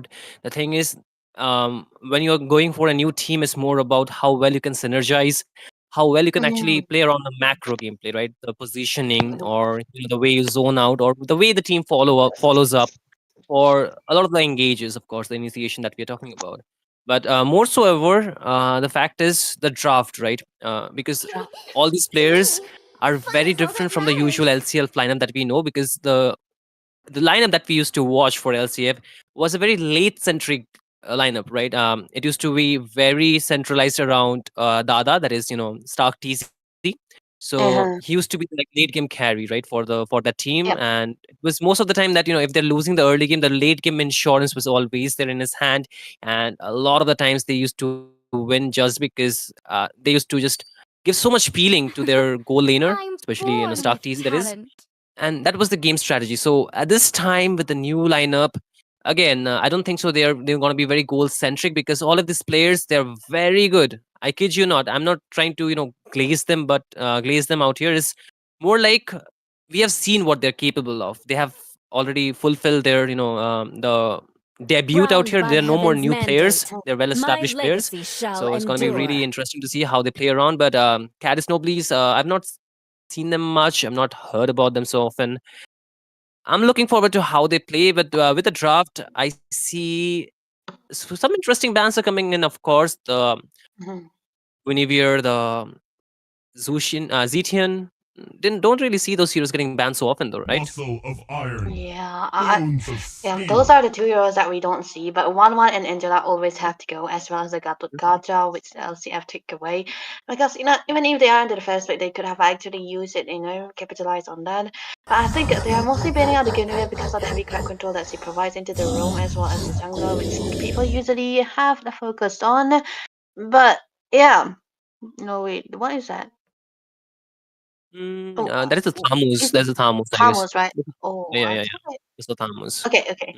Removing the thumb was so very acceptable. So, to be honest with you, Shinru, I'm pretty familiar with this player and LCF in different Yeah. squads, but I Thorns don't remain know what they should capable petals of fall. together. So if it was like, yeah, they're still in Johan, I would be like, yeah, Win can go for the CC or the Lapu Lapu. But yeah, this is a rebranded stuff that we are getting together Mhm. here. So nonetheless, it's gonna be a new team for us. New team, Time to go same to different players, Armadillo. but we are Say familiar with them. But bye. they are fairly a new team. So let's start Exactly. first pick is gonna be what Ramen is gonna be trying to go for, which he don't usually go for, I would say, because this is not his first priority pick most of the time. But I'm pretty sure Mhm. that he'll be able to pull this off. But onto the other side, Katie's, they picked away the Lapu Lapu even when there is availability for the CC to come through for the side of LCF. And Lilia, it's a debut Butterfly pick is again, right? born by thy wish. Could be. I Guided mean, we don't by see Lilia being lantern picked flight. so often. I question why, because that hero got a very good buff, right? In this current patch, especially I think it was the last patch actually, not the current one. She has 100% spell vamp on a second skill. You do not really need the concentrated energy, which I don't think most of the Lilia players used to build though. But more so ever now, you can actually skip the Ice Queen wand, right, which actually gives you the healing.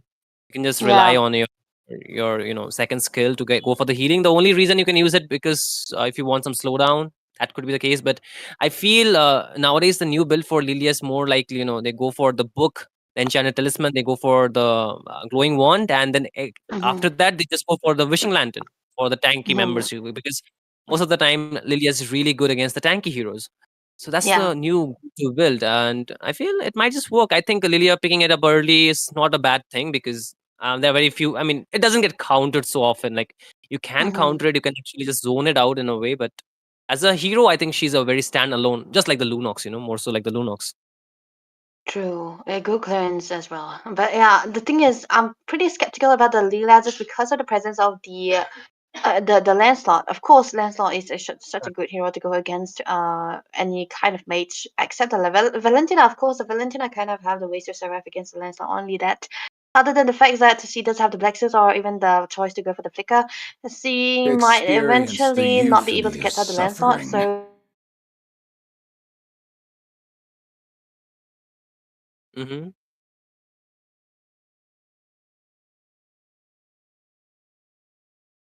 Okay. Did Debbie just bail out on me? Did she just vanish, disappear, just like Let's that? go. Is that what happened? I'm just confused, ladies and gentlemen. I think it might have happened some kind of issue on her end, but again, we go back to the draft. You can see.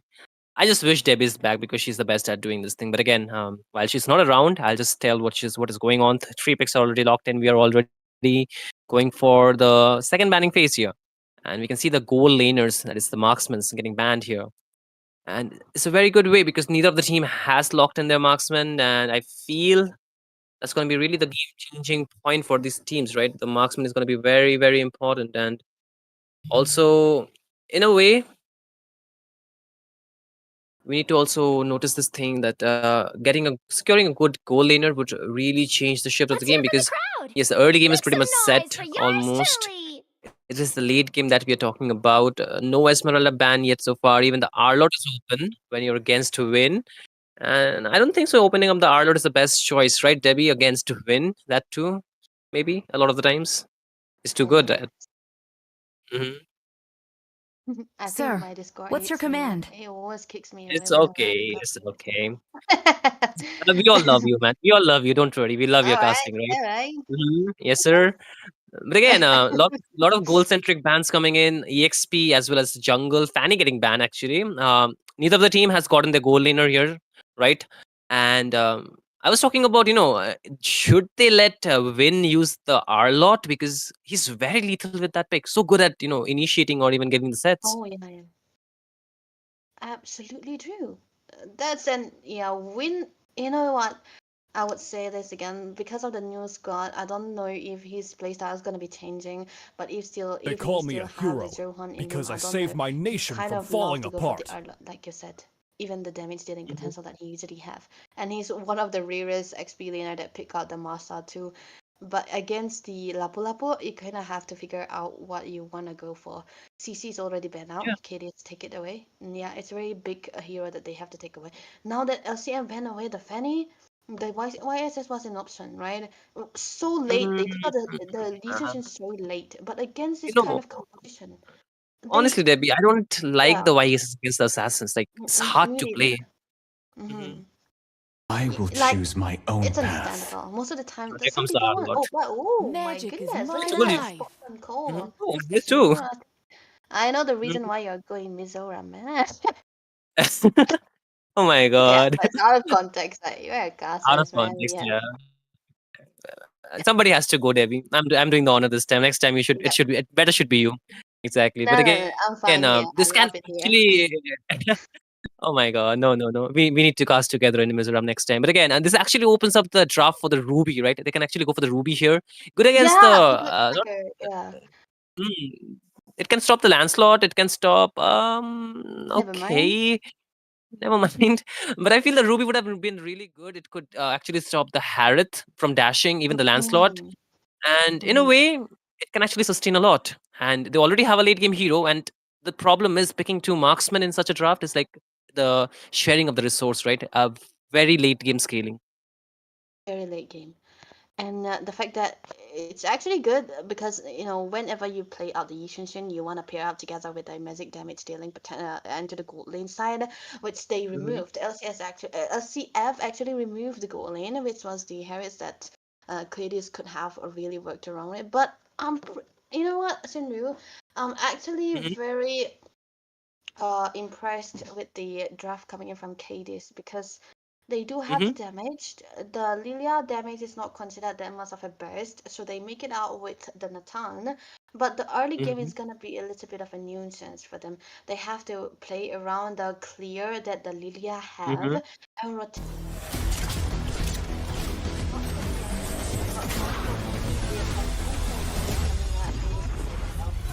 and make him scale up just a little bit and not lose out onto the lane against the Harris. Exactly. I mean, we need to see that matchup. Oh my god, so much recalls actually coming in. But again, ladies and gentlemen, if you're just joining in, if you're just hopping into this channel, welcome to the Autumn LAN Championship. You're right now watching the online qualifiers here. The teams are ready. This is going to be a match between Team Lakshmi Cheat Fund, aka LCF, onto the blue side, taking on against Team Caddis Nobles onto the red side. This is the round number 3, qualifying qualifiers for the round number 4 online, of course. And the losing team, they will have a definitely second chance at the wild cards. But again, it's a best of one, so we need to see how it goes. But again, first blood coming in so early, Oh, that to Haru-san, like invade maybe, and actually failed here, Debbie. I think it's more of a decision making from the side of Harrison to try to get to the level 2 very early on and speed up and walk away from that. Mhm. But yeah, I think KDS they read this out quite in like paper, doing very well and just getting them the first blood. But still, Mhm. it's a good decision for them to back off. I mean, for LCF, they can't already go aggressive when they already give a kill onto Gabriel, who's on killing spree nonetheless, and it's a Yi Sensei we're talking about too. And the usage of having Mhm. that snowball is something you do not really want to face. But look Oh, at that one. Ooh. actually able to get out with a purify. There comes a knockup, but no follow up from the rest of the team. Kyle should be okay, but the turtle should be the priority for both these teams, right? We have a broken wall map in this game, Yeah. so it's going to be really interesting, right? A lot of quick rotation, maybe. Sinjo, if we could have known what kind of map we are getting into the drafting phase, also it could have been good because the broken wall is such a good way to try to pick out the Uranus or the Khalid as well. It kind of brings a very very different meta than any kind of map. So even the Mm, dangerous boost is kind of important. But right now, look at that stun win. hmm. Yeah, they're actually zoning out really well. There comes a knockup onto Sarar Moon. Despite that, he'll be able to pick it up. No retribution, no contest from Caris Nobles, but there comes the bravest fighter 2v1 purify. I mean, not a purify, but the flicker was there from Win, but the rotation from the YS is Gabriel, making sure that he's not lacking in terms of kill. And the worst thing is they're getting the kills onto the YSs, right? LCF, they might kind of struggle for the later phase, but bot lane actually a lot of poke as well as pressure coming in for the 1v1s that we are looking at, but no kills so far, so should be okay. it should be a good game for Nathan to stay into the lane as long as possible because 4 item is what he's gonna be needing, especially those holy crystals and the penetration as well. But yeah, the thing is, LCF draft is kind of made up to go for the support onto the XP lane side because this is a losing XP lane we're talking about Ardat against the Lapu Lapu, so they are focusing more onto that. Oh, should be okay. It gets out. That's that's what they are focusing on. So it's just gonna be a dead lane for the gold lane side, but still KDs are actually trying to play around their gold laner Denatan because they also know that he's gonna be the the late game security that they are looking for. But right now, look at that. Oh, two-man stun plus a knock-up. They might be going for the... Okay, he does not have the level 4, so unfortunately it's going to be a clapback coming in. The slowdown as well as Lancelot going in. Sarar Moon wants to go in. Kyle comes in with a Zaman Force, but Faden finds a kill. Sarar Moon 2 and Win takes down 1. Each of them gets 1 kills. And 3 members down instantly. The fight that began from the side of Cadis Nobilis here, actually won out by LCF. Yeah. That's LCF coming back with the early game advantage, but Oliver flicker away, so this is gonna be the turret onto the bottom lane that LCF are trying to focus on. But I would say that skirmishes was perfect for Kadis Nobles if they had their XP laner on time. But yeah, Win was better in the rotation in comparison to Edison Ray. Edison Ray, man, the TikToker, Wow. man. So Exactly. yeah, when we saw that, man. Yeah, I mean, it's just, it can just spam that low cooldown, right? It's not really too much of a big resource, so it's spammable, so it's fine. I mean, they got the turtle though. LCF 2-0 in terms of objective. Yeah, very impressive though, because they were actually fumbling just a little bit into the early game because Harrison died too early on. It just kind of breaks up the momentum, but now they are getting back the momentum again. So Harrison's just trying to give out the vision onto Gabriel, and when you know the position of the Yi, so it's kind of easier to rotate around the map again. Look at that. Okay. Gabriel Yeah, I'm sorry in the net again, but 2 members again take down. I mean, what just happened? We just break it down, but okay. Sarar Moon wants to still go in, it seems like, but the Black Shoe is still available and no flicker from Oliver though, so they can actually engage. The Black Shoe actually made it out, and this might just open up the map for them now. Engage for them, and Faden picks it up and gets him taken down. And Isabella Sama, no, we're gonna be alive. Addison Ray with the bravest fighter. Zaman Force dropped in. 4 members, actually 5, going all in. More like a brawl onto the mid lane at this point, but the waves have been cleared out. LCF, they cannot actually open up the map from the mid lane here. Yeah, it's actually a bit of a well played from LCF more than a mistake from Cadis Nobles. Like yeah, they were actually doing that. But I would like it if the Yi Sun was early onto the SXP side and try to get this farm as much as possible instead of joining on the team fights very early on. Because if the Lapu was the one actually around there into the team fight, it could have been well in favor for them. Look at that sandwich. Oh, so much. I think Gabriel might actually able to get out. Final slash is there. But nice maneuver. And Win wants to get out. Here comes the glorious pathway from Harusan. They want to go in for the Lapu Lapu. Addison Ray forced to flicker out. There's the minion Fury, but just connecting, but no follow-up yet. Bravest fighter already up. Lilia not really having enough damage to burst down the members, but the top lane turret is wide open. And Kyle would be more than happy to push it. And you can see Gabriel already zoned out even further. Not really finding the farm necessary, and this might just put him a bit behind as the purple buff is getting stolen here. Actually, it goes to the tank. Really interesting, right? I cannot pronounce the Japanese name. I wish I could, but I need to learn more Japanese here. But top lane, Gabriel still wants to defend it. Is it a good choice? Again, Mountain Shocker being used up just for the mobility, and he should be okay. But bot lane gets pushed by Oliver here. Good choice. They need some kind of objective, whatever they can find. Yeah, the macro is the name of the game right now because LCF are showing themselves how great they are into their micro. Look at that engage though. Ooh, so much HP drop down. Mega kill for Kyle. Bravest fighter already up from Madison Ray here, and double kill for Kyle. This Harith is already dealing so much damage. Yeah, it's gonna be a fat boy there. 5 kills already, and I think he's nearly near to getting the Holy Crystal as well. So that Holy Crystal is definitely gonna be something that he will be capitalizing on. 2 builds already, Star Limit as well as the Feather of Heaven. Whoa. Mine? Oh wait. So Okay. it was close. Absolutely. They get the turret, good thing. But the thing is, Cadis Nobles, they need to slow down the game here, right? The game is going really fast in the momentum. The LCF side wants to have this game going, and that's why they're losing a lot of structures around the map. And in terms of economy, they're trailing behind too. They are actually, but it's like when you are straight up in these plays around the turret and you do not really have the outer turret, it's so hard for Lee Sin to play. He's not even getting the level. Oh! Oh my god, the final slash 4-man from Win, but they're under the turret. Too much HP. Kyle wants to go in with the Glorious Pathway already, also giving him the boost that he needs with the Zaman Force, but nobody falls, thankfully. But the Holy Defense from the mid lane will be falling, and while this all going on, Oliver is pushing the bot lane. LCA wants to clear the waves much quicker.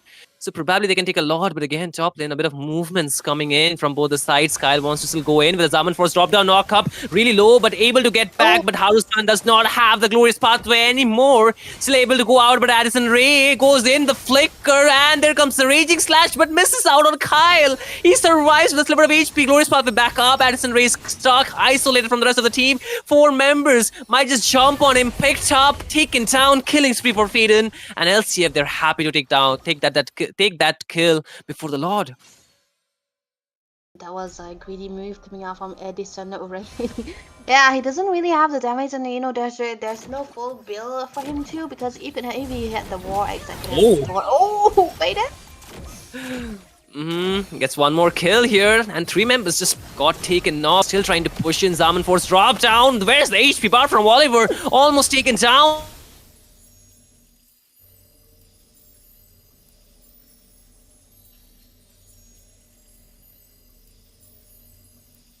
Good, man. LCF, They're forcing onto the they're doing base good, and the right? base of this Katie's Nobles right now, and I don't think they'll be able to defend the next Swift and Okay. roll over minions that's gonna be coming in. Yeah, there we go. We are back into the picture here. This is Yeah. gonna be the base. Progress. Oh, again the final slash with the Glorious Pathway. Knock up onto 4 from the side of the LCF. You can see they're trying to survive, but too much damage. Faden takes on 1 mega kill for Sarar Moon.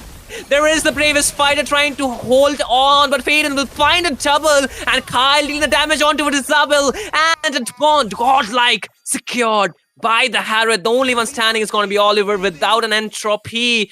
LCF just waiting for the minions to try and end this game. As you can see, the rest of the members, the timers are too long, and Oliver will be falling with the onslaught coming towards the side of Cadis Nobles, and they cannot hold on to their base any longer as LCF get the game. LCF, I mean, we do know that they will be able to win out of the game, but the early game was a little bit of a stumble, or maybe a well play coming in from the side of Katie's Nobles. They had a bit of a micro, I would say, but yeah, it wasn't that much of a game that they can take upon, because the way that LCF were able to come back from the lose that they had was actually on point too. But Faden, this greedy boy onto this Jushin, actually picked up the Skyfisher. I was actually trying to see if he was picking it up, but I was too focused on the bills coming from the other members that I had completely forgotten. It was more onto the Harriets. We had look at the damage coming from Kyle. It's actually 33%. Onto the Harriet, he was already so farmer with just 2 items onto his kit. It's just that there were an agony goal. Mm-hmm.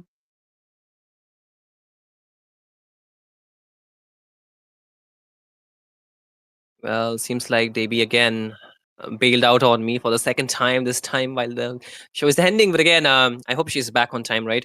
Ladies and gentlemen, that would be the game. I mean, I wish we could just break it down a bit more furthermore, but unfortunately, our analysis is going to be ending with Debbie going silent on me. I'll scold her after this, but again, whatever be it, Team LCF will secure that victory, swift victory on towards the side of Team Cadis Nobles here. And they will be moving to the 4th round, of course, in the Autumn LAN Championship presented to you by NEOT, that is Northeast Online Tournament, in collaboration with Roots Official and Mako Gaming. And I feel Debbie should be back here. And I'll give her the last word. But again, that will be the end for this match. There'll be more match upcoming after this. But Debbie, any final words before we actually wrap it up? But you'll be back, of course. Not a problem. This Discord really have a problem with me. That's my final. All It's good, man. always All good. kicking me, bro. It's annoying. Oh my goodness. Yes. Alrighty, alrighty.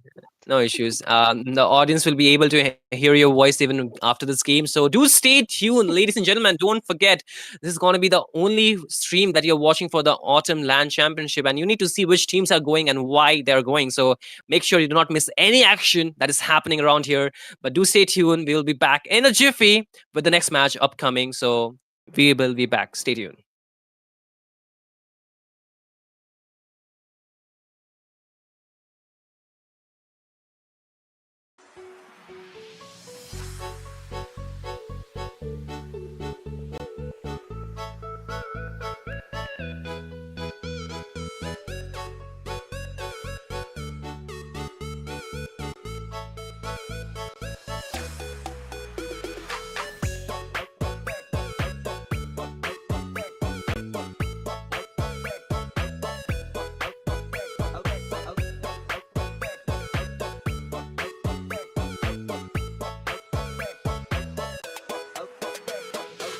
Bikin Mansuya.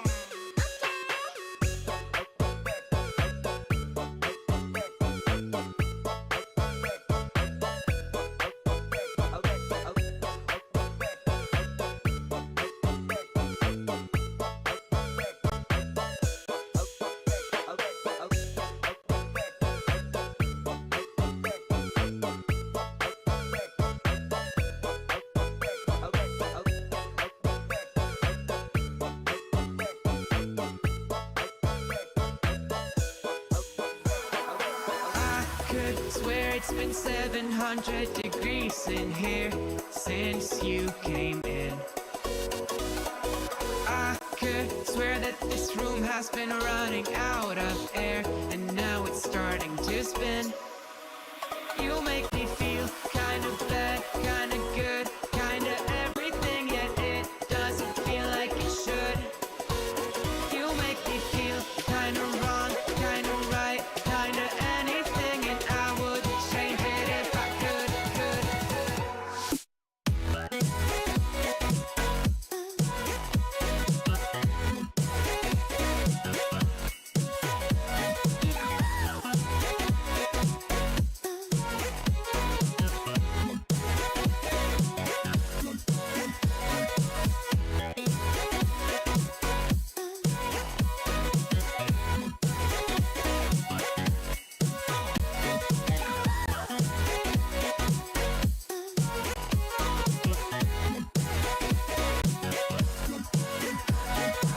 I could swear that I'm fainting, I think I'm losing my sight, I swear I'm hitting the floor. I could swear that my stomach just sunk a meter, I'll be dead if I take any more.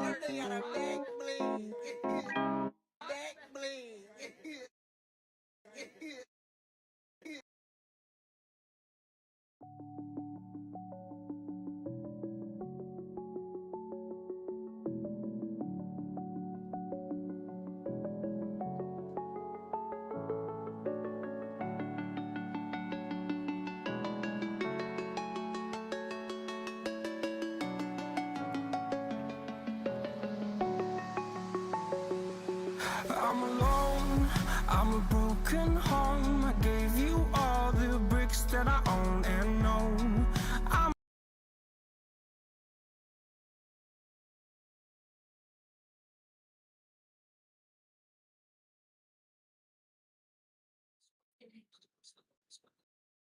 Good evening, ladies and gentlemen. We are back again into the Atom Championship here again, but I'm gonna be still here because it's gonna be Sindhu who I kicked away to get Ricardo into the casting deck. I did not kick him away, but yeah, you get the joke, right? So yeah, we are gonna be casting for this next game. It's gonna be another interesting match that we are talking about after witnessing LCF completely sweeping Cody's Nobles. We're gonna be seeing another top teams into the Mystic Leaderboard that is gonna be named Elusivity Esports, that's their new name, EVT for Math, and it's gonna be until their opponent is gonna be our Arachnophobia, Arachnophobia. Arachnophobia. Damn, what is the fear of that? Yeah, you better know that. Fear So spiders, we're gonna be basically. jumping directly into the drafting phase. So, Sept, what do you reckon they're gonna be banning out?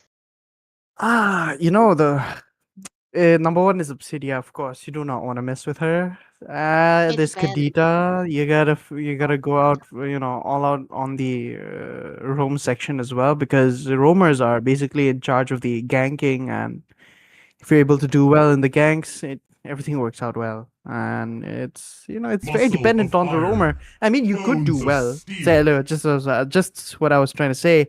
And Gatot, as usual, he's kind of really what I would say really important in many lineups that people use.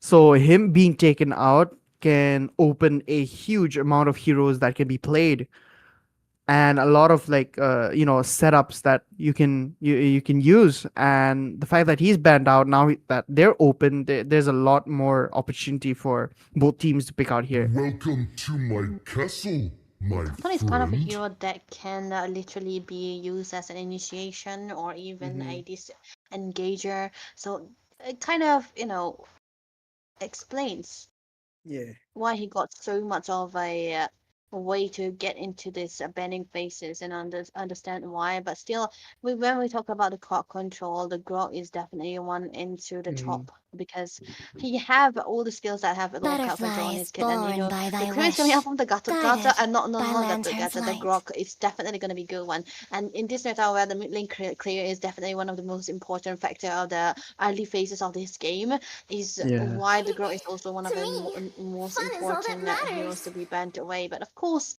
Zeus didn't always ban and never open this hero, man. Mhm. And the Queen of Gold Lane 1-1 banned out once again. Very, very reasonable.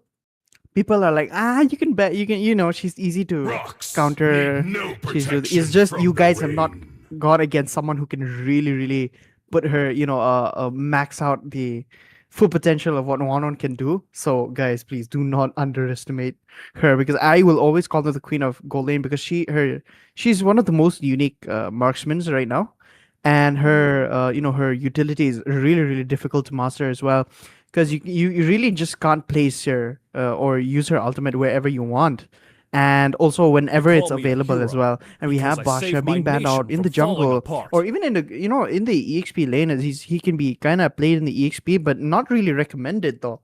But we have the It's a Korean Hyungni. And of course, you got the ban away the Mr. Warrior here. But banning this away, the landslot is completely left open. And now that the Basha is still not out there. Oh, wait, never mind. Why pick out the landslot when you can have the Angela, man? Oh no. Yeah. What? That's a and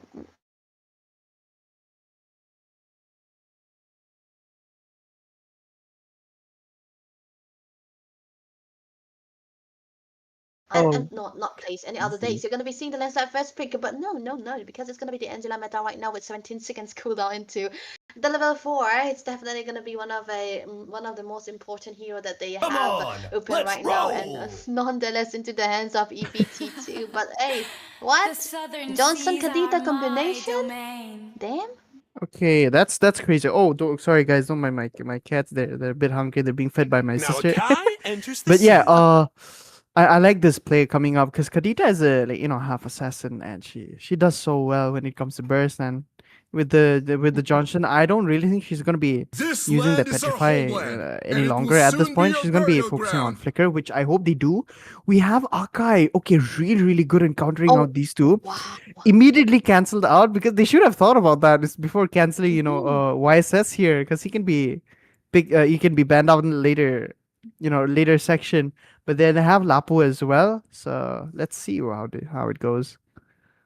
Yeah, Lapu combination. Your mom Let onto the them Lapu play the Lapu man. hero. Definitely one of the I will be most. the truth Yeah, this I world did see that desperately one. needs. Nice. Oh, actually, that was a really really sneaky move. Unfortunately, we are used to him, right? We are used to your mom and his XP lanes, especially the Uranus. It gets even So worse. this time, No, actually, no, that was a really, really good one. right? And Nice, that's his nice. favorite hero, man. Everyone knows. Everyone in the ML community knows that your Mhm. Come mom join me loves playing in the my dream Uranus. So world. it's not me making up. It's not Oh, me. crazy, crazy. And oh, okay, Let's we have go. Miss Protagonist here being banned out, which is Lunox. She is, Oh, as Jeff has said, in the lore behind Mobile Legends and in the Land of Dawn. She's actually the main character, and the reason why all this fighting is happening as well. So yeah, if anyone is to blame for why you're getting noobs in your opponents, just blame Lunox. So, so I think that's reasonable, isn't it?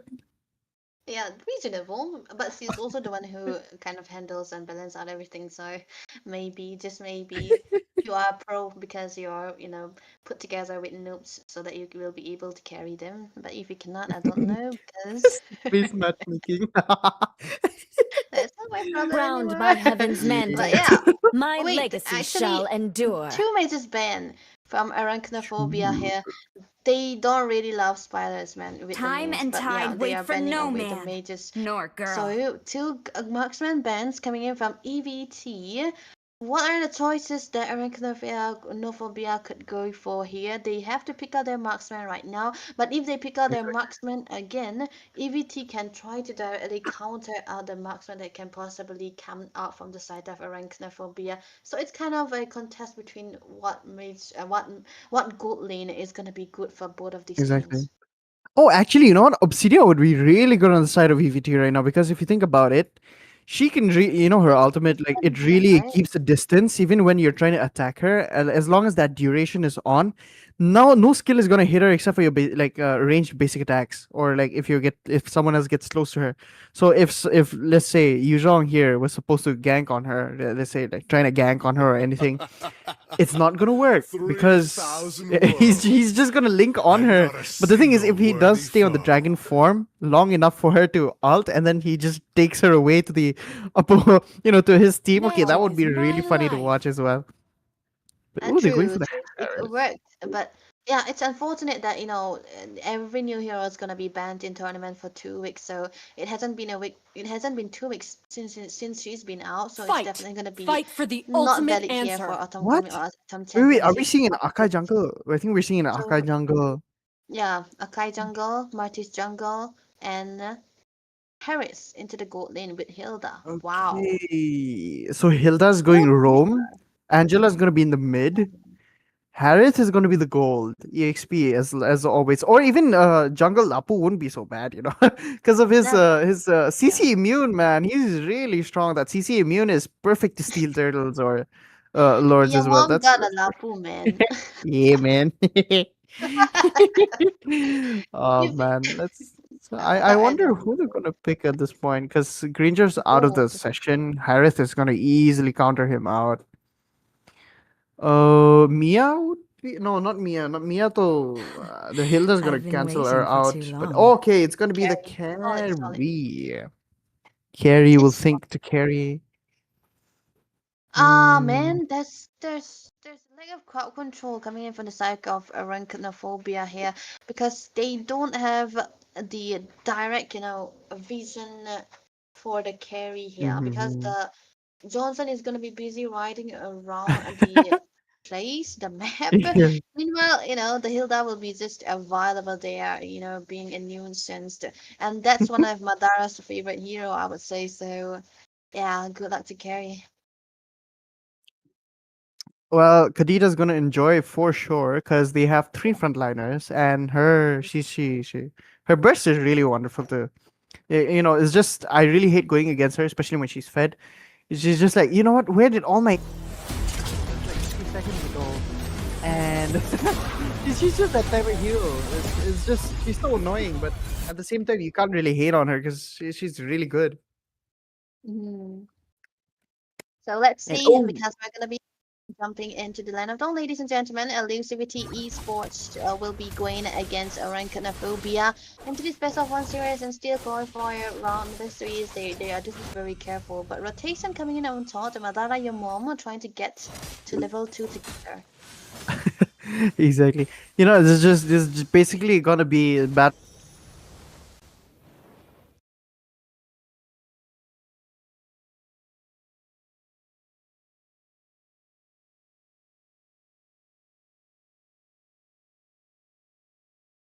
Uh, Yuzhong versus Lapu at this point here. And oh, I'm lagging a bit. If I'm not mistaken.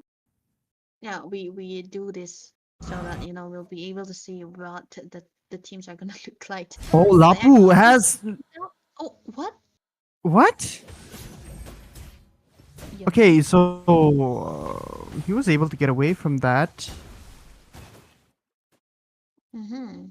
Lapu went all the way from the EXP lane, and oh, okay, there we have it. We are seeing a match pause, and I think we're having a bit of a technical issue at this point. But taking it away, we saw a first blood from the side of that Harith there pretty quickly with Lapu rotating all the way from the top lane to actually getting that kill there. I that was like I didn't really expected that, but it worked out well for their side.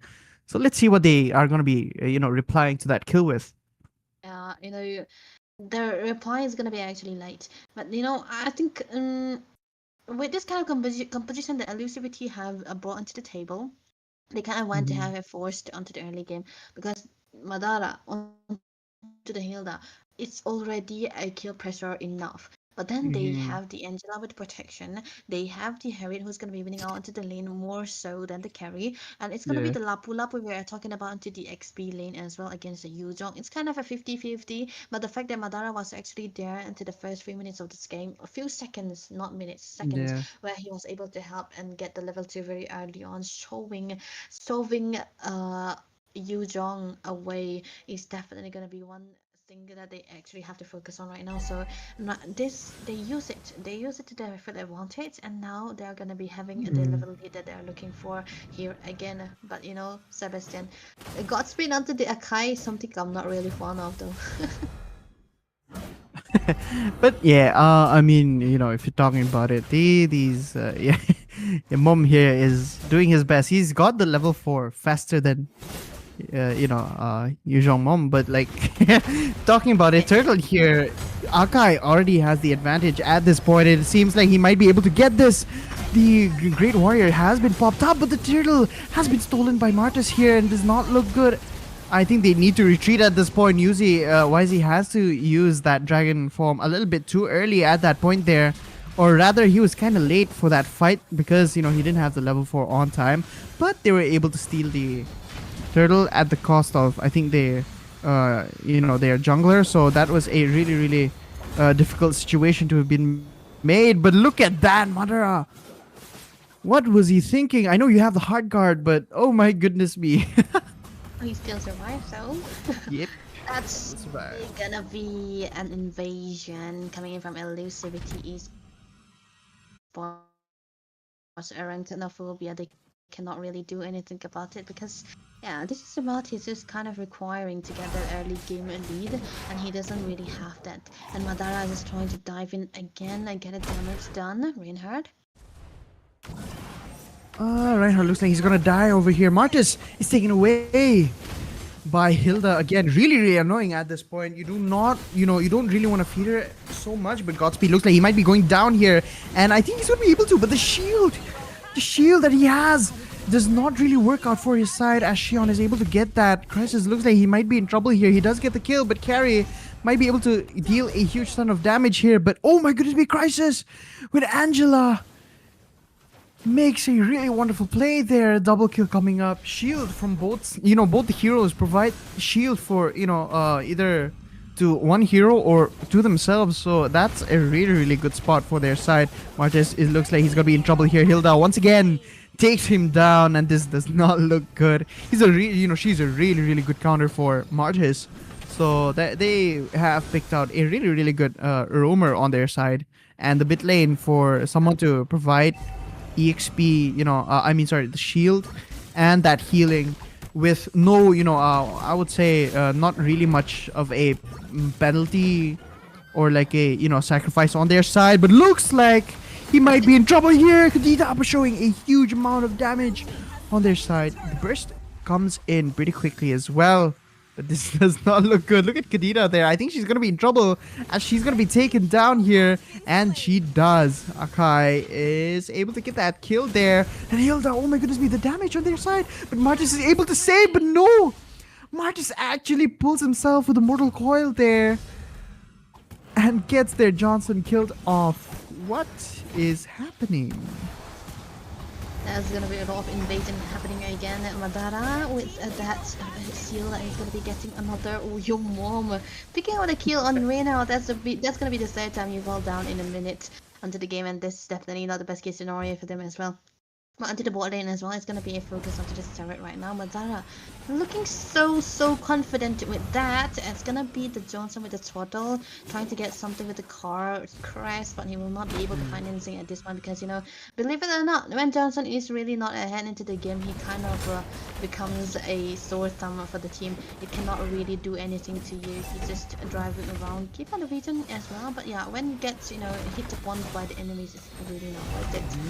Yeah, exactly. It looks like this is trouble once again as Madara is able to steal.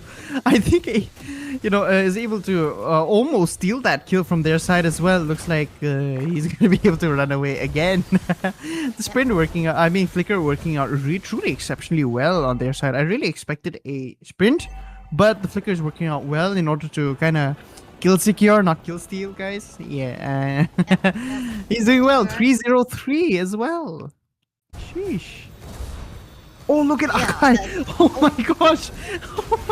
And they're able to take him down as well. Akai showing a really good damage on their side. This does not look good. There's a 4-man all the way inside the turret, and we all know Lapu as he takes away all of that shield from your mom, and and works it down. It's it literally third push that as well.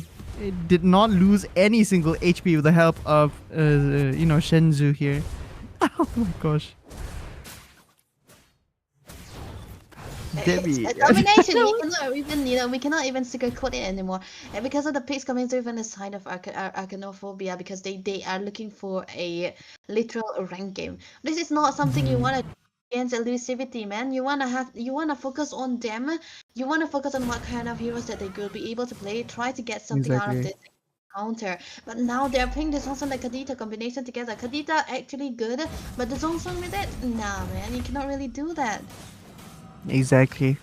And this looks like it could be it for their side. They did crash though, and it seems like they might be able to not literally work this out. Kadita's able to stun, but Johnson looks like he's caught up in that fight there, and there is able to at least save 2 of his teammates, so that's fine. Shenzhou being taken down here as the Black Dragon form had to be popped out in order to steal that kill, and does not look good. Madara showing a huge ton of damage, and it seems like the stack is more than enough to kill him though, but they're not going to succeed, proceed with that. I think Lapu's there, he might be able to do this. The third diving is possible, but then again, his passive is not really something you want to go against with. The car crashes in, misses at least one of them, but oh my goodness me, the damage!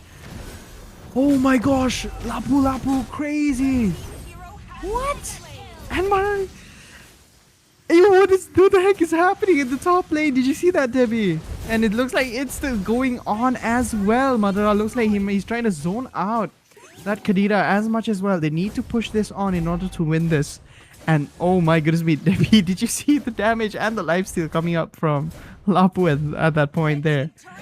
Oh my gosh. Actually a pure domination we are looking at, except and it's definitely not gonna be getting better anytime soon for the side of Arachnophobia because they don't really have the momentum, they don't really have the ways to play, and they're gonna be, teasing us just a little bit. And in ACBT, this is gonna be a game, and already, man, they are picking out a tryhard hero.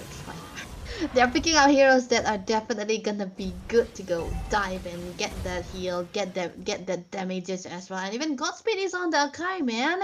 He is a very good assaulting player, especially into the land slot. He's exceptional on it. Exactly. And it was completely left open, but he decided to go for the Akai, and this is how exactly they are responding with Arachnophobia. They don't really have the ways to try to get into them. And it's gonna Hmm. be a free lord, definitely. And I don't think even they Absolutely. have a way to try to defend onto this lord anytime soon because there's no way they're gonna be contesting, and there's no way even the Kadita is gonna be having a damage because that's the only damage sources we are talking about. And worst case scenario, Crisis onto the Harris. He already gotten the Holy Crystal, man. This is a death calling. Exactly, and oh my goodness, this is not working out well for Arachnophobia. And looks like Lapu once again, with the help of the hard guard, is pushing in, diving in, taking in as much damage as he can, as he gets the mega kill for their side as well. Arachnophobia looks like they're gonna be done for at this point. The shield is still there though, so I think they might be able to defend this a little bit more, unless that the shield is detonated before the Lord is hit. But yeah, okay, they are. I think they might be able to defend this. Otherwise, this is gonna be the end for their side. First, the third tier turret is gone now, and the mega creeps are finally on. And looks like Johnson misses every single one of them at their side as well. Yujon trying to get that on, the Black Dragon form not being used up, and I think he's going to be taken down here with Martis as well. And there we have it. They are taken down. It's just Johnson left in the backside there, being pushed away by Akai so that he does not help out in the fight as well. And they need to end this. I think this is gonna be ending soon. Look at these two at the top lane, and they're just having fun at this point because he's not gonna be able to do anything here to save his own base. Victory! Oh man. Exactly. Elusivity as is purely dominating onto the way they're playing, and your mom onto the. Oh my god, Lapu getting the MVP of the game. That's so far. This is what the Angela provides, man. You gotta ban out the Angela when you do not really have the ways to try to counter it as well. And I think it's just a draft also coming in for the sake of Yeah. Arachnophobia, and of course elusivity. There are no um unknown teams. They are very well known, and you can't really pick out or play these heroes against them. This isn't what you do, man. You gonna try at least just a little bit against these top teams like that. Because the Exactly. previous one against LCF Kitty Snowballs, they were doing really good because as a new team, they were performing so good. The way they were playing to the early phases of the game, but it was almost, the way the experience level was too different. They kind of put them behind just a Mhm. little bit, but I could see the potential in them in tournaments. Exactly. And oh my goodness me, guys, ladies and gentlemen, that was kind of one-sided in my opinion there because there was truly nothing to be done. The drafting was okay from the side of Arachnophobia. I won't say it's really that good because looking at the opponents there, they really messed up bad, dude. They really messed up because they didn't consider the fact that right now Angela's the meta, so they could have gone with her ban instead. Second wise as there because they really needed people either range or a lot of mobility at that point, but they weren't able to do that, and the execution was a total flop. And you guys saw the result of what happened. So Debbie, any sadly, any last words before we are eternally taken away into the comment section? Yeah. Your mom should play the US. Hey, your mom did a lot of turret diving though. Sheesh, that was that Oh, was that's pretty good. A hard maybe. dive with your mom. Yeah, maybe. You could I enjoy one mean, with your mom, right? crazy. Yeah. So, ladies and gentlemen, thank you so much, guys. For we'll go on a short break as the casters will change as well. So, see you all in a few minutes.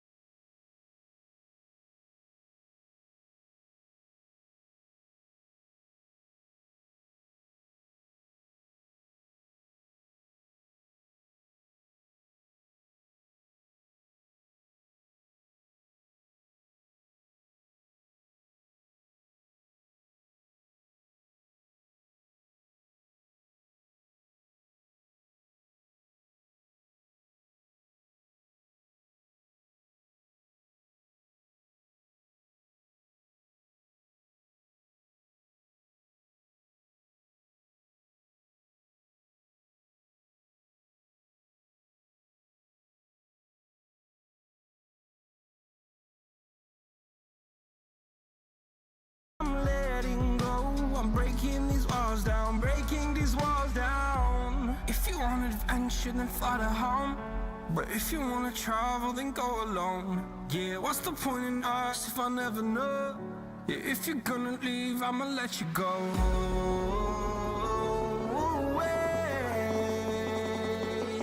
I'm tired of the pain. Go away. I'm tired with yesterday. Fada, fada.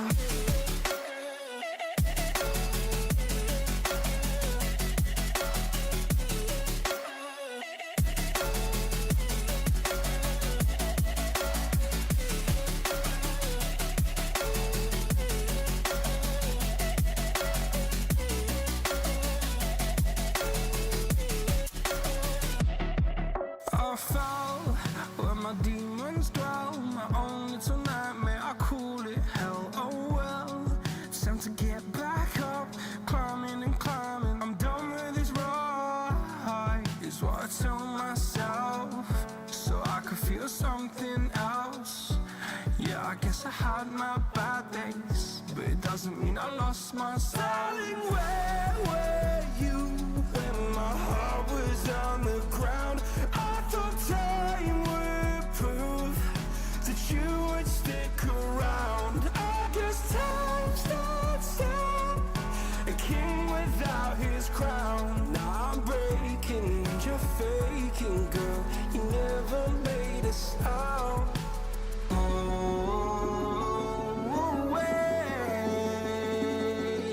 I'm tired of the pain. Go away. I'm tired with yesterday. Fada, fada.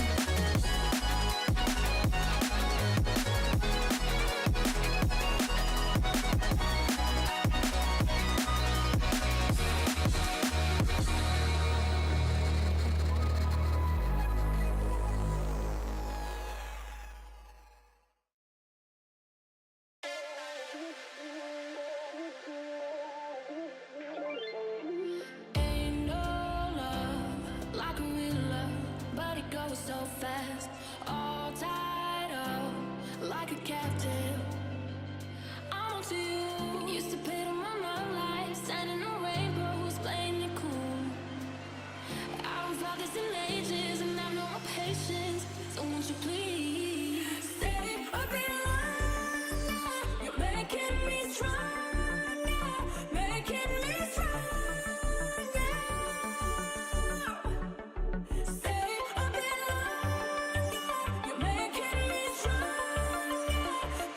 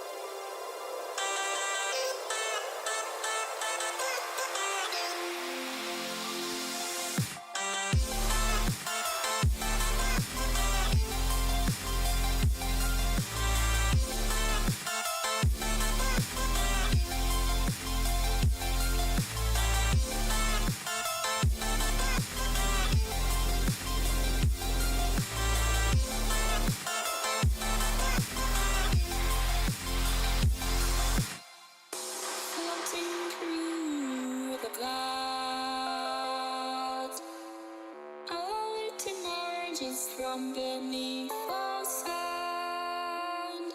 Dance to take me close, seem so far away.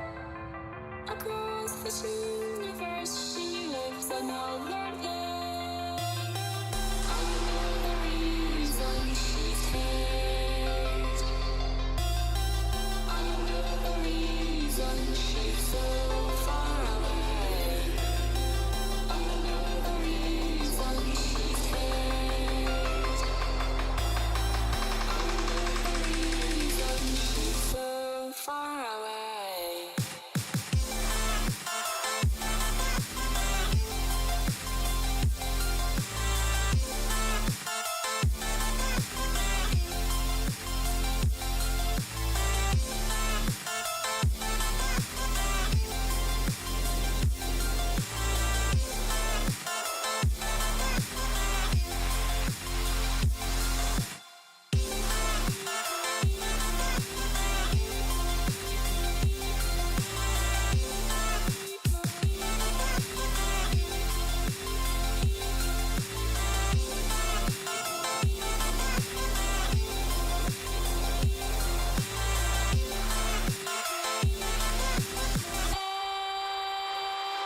Nico, how can we run from everything we have done? It only takes us one more step to fall. Nico, how can we run from everything we have done? It only takes us one more step. Nico, how I know the reason she stays. Nico, how I know the reason she's so far away. Nico, how I know the reason she stays. Nico, how I know the reason she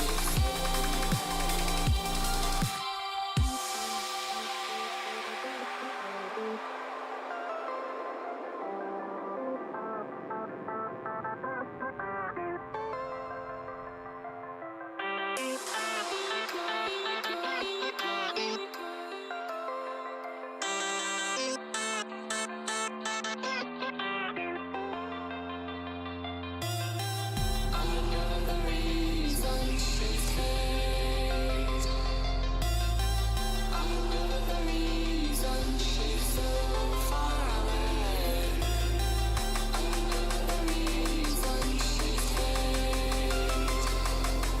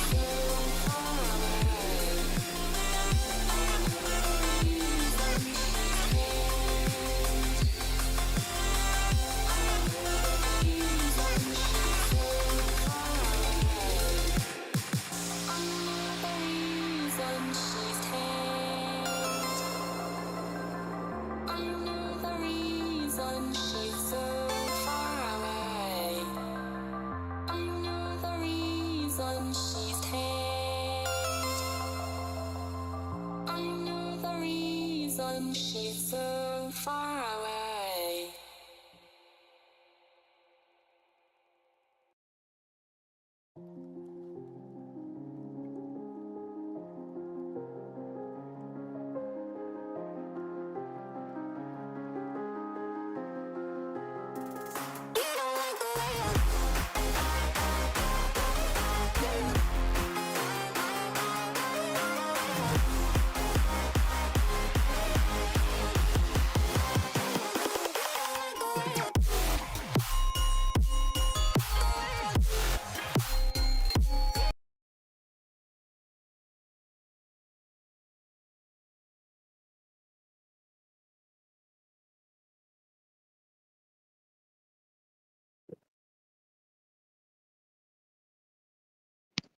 Good evening, ladies and gentlemen, and welcome back to the Autumn Championship. And once again, for your host, this is Mia Suya. I hope you're all doing well and you're sitting up with your snacks because this is the last match for today.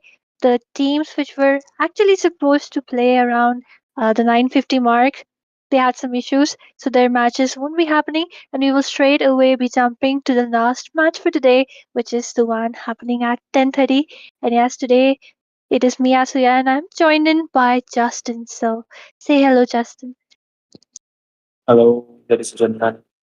Tonight's match gonna be absolutely awesome. We're gonna watch Reinforcer versus I forgot the other name, but yeah, those both of the teams are underdog teams. So let's see how these two teams will perform.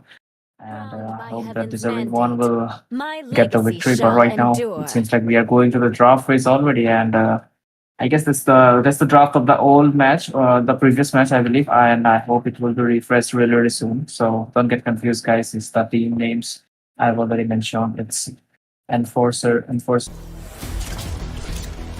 what the other one. Familiar. Familia, yeah, right. Right. So that's the transition. So we will be hopping into. Okay, we are directly into the in-game draft itself, and the first ban it will be none other than Kadita, which is really strong in this current meta because she almost one shots everything and also has really great crowd control. So, what do you think about that?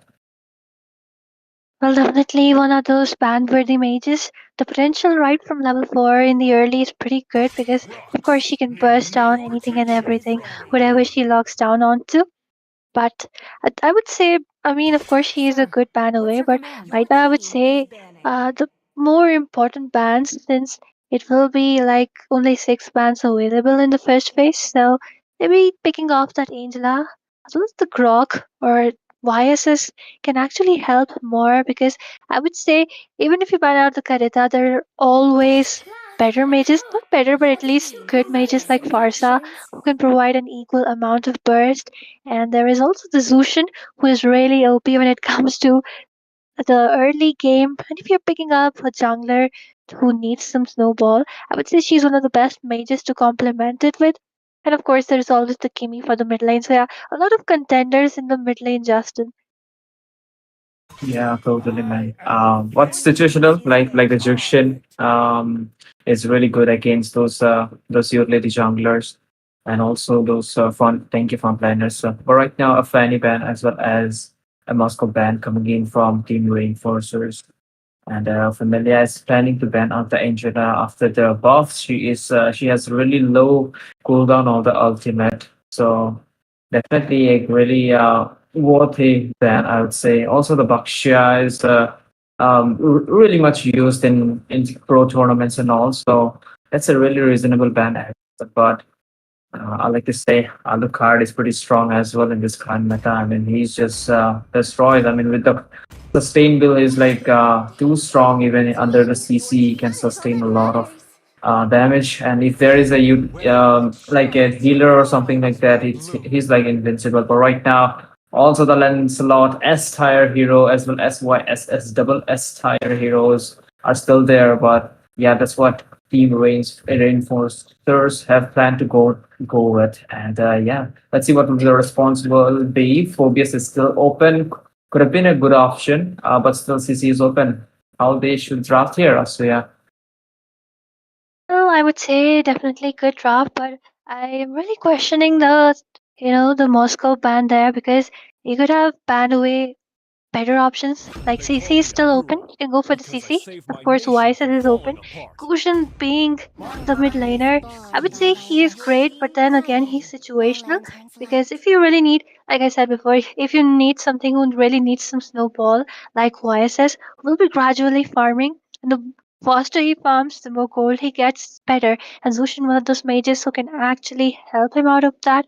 And then I would say there are not many mages who can contend against a mid lane Zushin because a good Zushin knows how to deny the mid lane entire wave to the enemy. Maybe picking up a Kimi can be a great option, or something like a Nana who can just, transform her and just cut off that second skill and get away with those stacks. But yeah, for now, I would say pretty strong comp.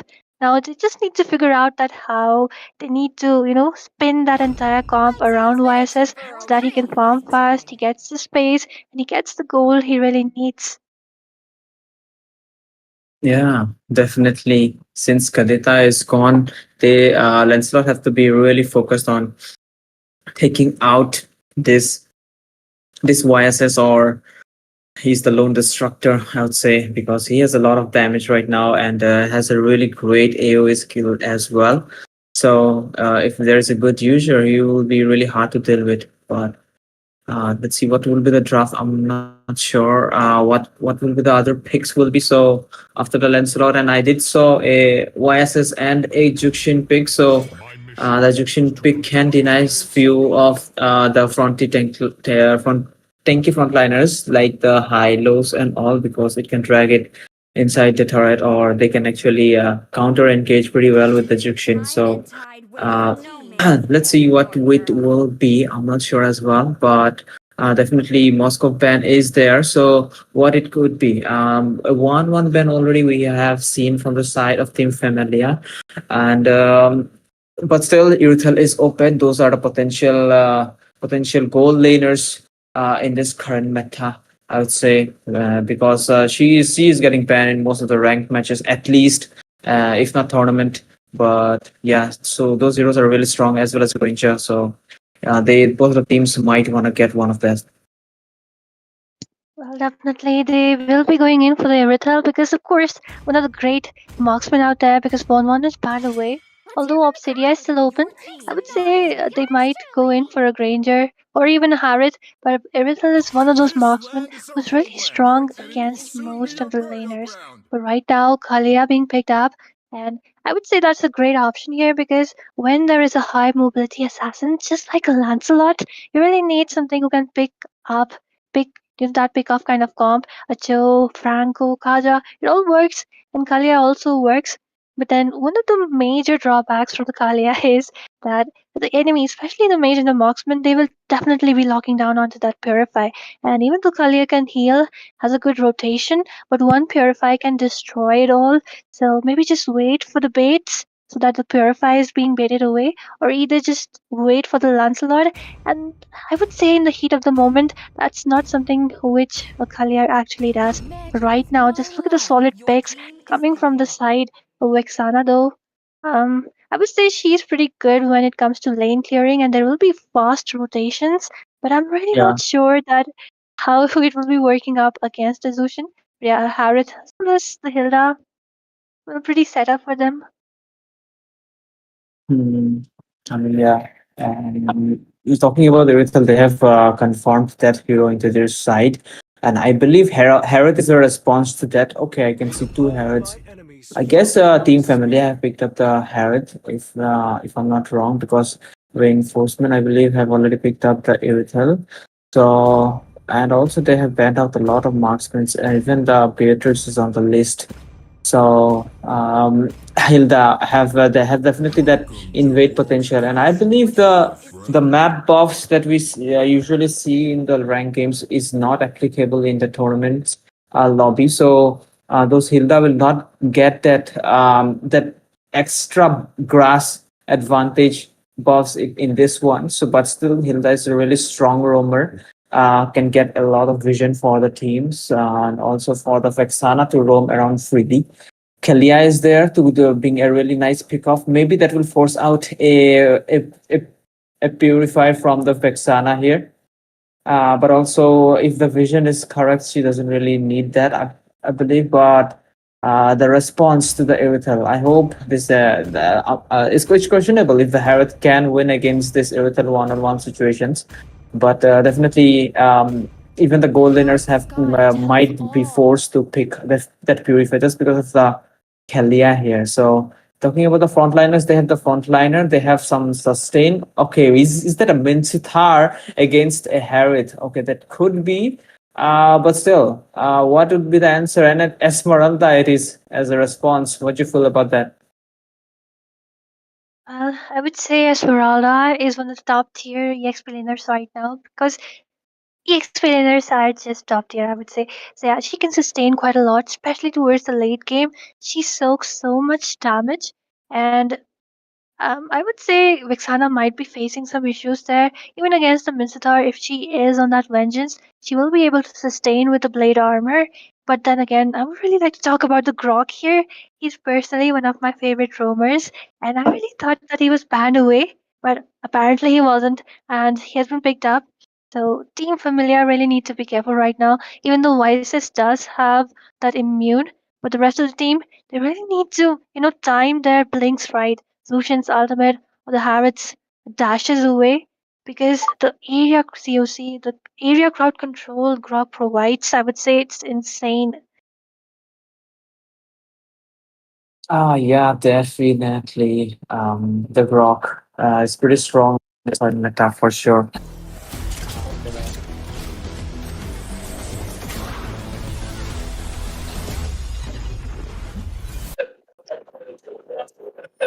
Yeah, that's a Rock, which is powered by OT, I believe. Yeah, and also it's official. So you guys are watching these two OP teams, Reforgex versus Team Only Familia. And my name is Jacob Justin, and Asuya will be here on the caster desk. And also, we can see some invade going on in the blue buff of the jungler, struggling. But it seems like he have landed the perfect retribution. But right now, someone is in trouble. First blood has been taken out by the Vexana. Maybe that's a signal they should back off now. And I guess they should keep up there with their discipline here.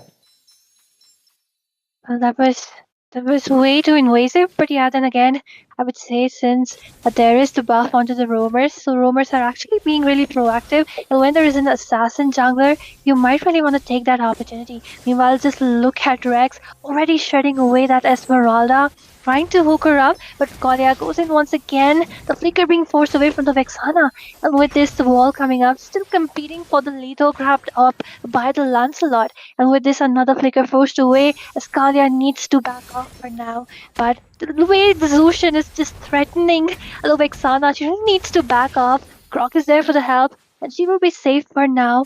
But in the top lane, it's kind of a pendulum. It was like first Esmeralda losing it out, but now it is the Mincetar. But once again, we do see Lancelot diving in for the Kalia, and it will be first, second kill of the game into their hands. Zushin still trying to do something over there, and the wall coming up. And with this, I would say the blue side, Team Reforge winning it out. So, Justin, do you think will they even win out on this turtle? I believe so. Both of the explainers, Esperanto already have the level 4 mark. That's a big advantage to their team in start late for this contest. But it's Lancelot who we are seeing now. So he always have that advantage to sneak out and get this turtle steal done. And right now we can see King's calling and will pull two people. Their follow-up damage is there. And Lancelot will make sure he will do the finishing move, will secure the kill on Kelia, but they are not stopping on that. Grok will secure a kill into Mr. Jukshin here. And right now we can see Mincitar got taken out. YSS on action here. Did try to pick up some kills, but he will get the Mincitar here at least, but Turtle still uncontested. Pretty good engages, and that's why that's the beauty of having a Mincetar onto your team. Even though the ultimate is pretty long towards the early game, the way he just cancels out all the dashes, it's really scary. But yeah, right now Grok is providing some vision. Once again, they're competing for the turtle. Sakura going in once again, but look at the wild charge coming in. Airborne onto the YSS and manages to grab onto that retribution. He wins it out, and with this, Lancelot will be falling prey to the Esmeralda. A lot of damage coming up once again. That Esma as well as the knockups coming in from the Kalia, taking away another life. And with this Grok, the really low HP, along with the Vexana, they might get sandwiched there in between as Esmeralda charges up with the ultimate, grabs that kill onto the Grok, and with this, look at the low amount of HP onto the Vexana, terrifies the Kalia away, manages to back off for now, but an absolute win for the side of Team Familiar.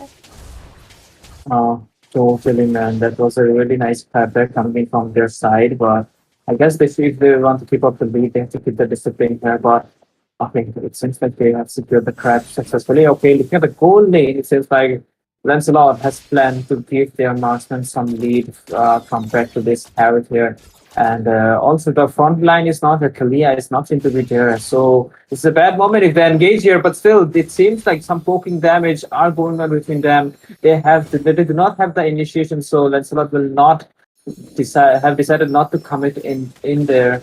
But Brock have decided to get the vision for the team. Wild Charge has been popped. Jukshin will pick him up, and he will not get a chance to get out.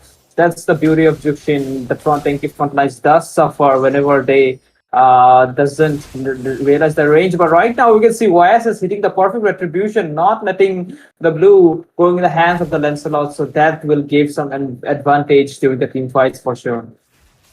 Well, definitely, and we might see. I'll just look at the way the team is gathering up for the marksman. They want to just kill her away, but Grog goes in, provides some vision up there, gets a lot of airborns up there, but he is CC immune near the wall, but once again with the ultimate, Keeper, and Grog will be getting taken down. The second one will be falling is the Riddle. Just look at a beautiful four-man charge up. And with this, the first tier from the bot lane also getting taken away. Meanwhile, in the top lane, we do see Ryder getting traded off as the King's calling just it disengages him. But with this, once again, Esmeralda. And I do see some engage happening with the ultimate onto the Vexana right there. Kalia? And the knockups coming in once again with the ultimate. And Showkeeper will be taking down the Lancelot. Another kill in the hands of Team Familiar right now. They're still not stopping a really low HP, but a beautiful wire charge coming in. And Mika will be getting taken down right there. The Salmon Force being popped up. Just trying to dissuade for now. A lot of damage from the Eternal God of the Vexana. And with this, the next turtle is up. They might look for some exchanges onto the Riddle once again, stacking up a lot of damage. Uses up that ultimate, but with this onto the clear, the turtle in the hands of Team Familia, maybe? What do you think, Justin? Yeah, it's fine. So the turtle. I guess okay, they're fighting right now. Lancelot in mid, but okay, almost about to engage. But look at the King's calling. Will catch, but it seems like the dude got taken out. Meanwhile, anyway, as part of the King's calling, but it seems like Bad's pretty low in HP. Esmeralda chasing, but the second skill will be really handy. Turtle has been secured. Will give some shield, but Lancelot got taken out again. The body slam or Salami slam is there, but it's the YSS that will secure the kill on it. So definitely Team Only Familia got the grip in their side, and Minsitar not getting the chance to be really impactful. But okay, that's a shutdown to that Esmeralda talking about. He was not performing well and he just got a kill. So that was something. And I guess their equipments, if it gets the Minsitar, if it gets the equipments, he can actually one-shot people here. But so let's see how things will work out. Even I want to have a look at the builds, what they're going right now, though. Well, I'm sure that Team Familia, they do have the macro advantage right now. Since just look at them, the way they have taken down so many turrets. Meanwhile, not even a single turret has been taken by the side of Team Reforge. In a dicey situation, Mika just slams up, doesn't use up the Tsunami Slam because she knows Grok is there. Shorekeeper once again trying to just dissuade onto Flex. Hooks up the main right there. Zushin in a very precarious position, but the wall comes in along with that beautiful wild charge coming up, and Flex will be getting taken down right there. The Tsunami Slam coming in once again, and Grok will be the next one to fall. The Summon Force, not enough damage from the Harriet, still tries to do something, and with these three members have been fallen, they have been taken down, but Vexana, why did she go back there? And another ult up charged from the Esmeralda, and another kill secured from side of Team Familia. But with this, the second tier from the top lane will also be falling like dominoes. The macro, as well as the micro, the gold, everything in the hands of Team Familia right now. Totally. They are also getting the map control, but again the Tsunami slam on the Minsitar. Zaman Force has been popped, will not give chance, or maybe he didn't have that. But damage, the true damage is there, but he will go inside the turret and secure the kill. Double kill for the Harriet here, but also will escape without a scratch. Yeah, he definitely have some scratch, but he definitely managed to engage. Disengage here. Lord is up here. Will Only Familia will go for the Lord here. Esmeralda seems like she is cooking the Lord for this YSS here. And it seems like Team Reforgex have to focus on defending their, at least the Holy Passives for the Lord. for the Lord's wave so that it can get lower than like 50%. But right now, Lancelot maybe too early to engage, I believe.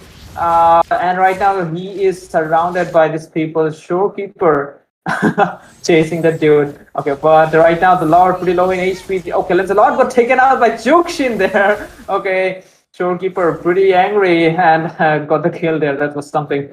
But right now, team Rayforce gens have to focus on defending. Maybe have to give some space for this Irithel to get the items done so that she can do something for the team and maybe get the spike she needs to do a comeback here. Well, definitely, but no, the Tsunami Slam comes in once again, Oh, and it will be Esmeralda grabbing that kill, but the King's calling along with the Hulk and Mika will be paying for the exchange. A lot of damage coming in from the Lancelot too. The Eternal Guard drops up, but not much of a difference out there. And with this, the marksman you really did not want to be dead is dead for them. Although the Lord is coming up, they do have the Holy Shields up, so they might be able to defend. But Shorekeeper, as well as Bats, they're trying to do some play. Esmeralda jumps in once again, a lot of damage onto Flex, but I would say that she will be safely moving away. And with this, the first inhibitor of the game will be falling, which will be the bot here. And just look at the Holy Crystal finally in the hands of the Harith. He will be dishing out a lot of damage out there. This might even be the final line of defense, with the hook coming in along with that flicker. The stun comes in, the Terrify and Esmeralda finally getting taken down, the shutdown for the Mintada. The Lord also charging up and Flex giving up his life out there. They're still trying to take a lot of kills as Iridal falls in that exchange. A lot of damage coming in from the Wise. It's a double kill for him as Lancelot will be the next one to fall. And of course, it is a complete man wipeout as a triple kill is taken away by the Harith. Although he falls, but it does not matter because the victory is in their hands for now. damn, only Familia. They have maintained their farm, the dominance. They didn't let it slide.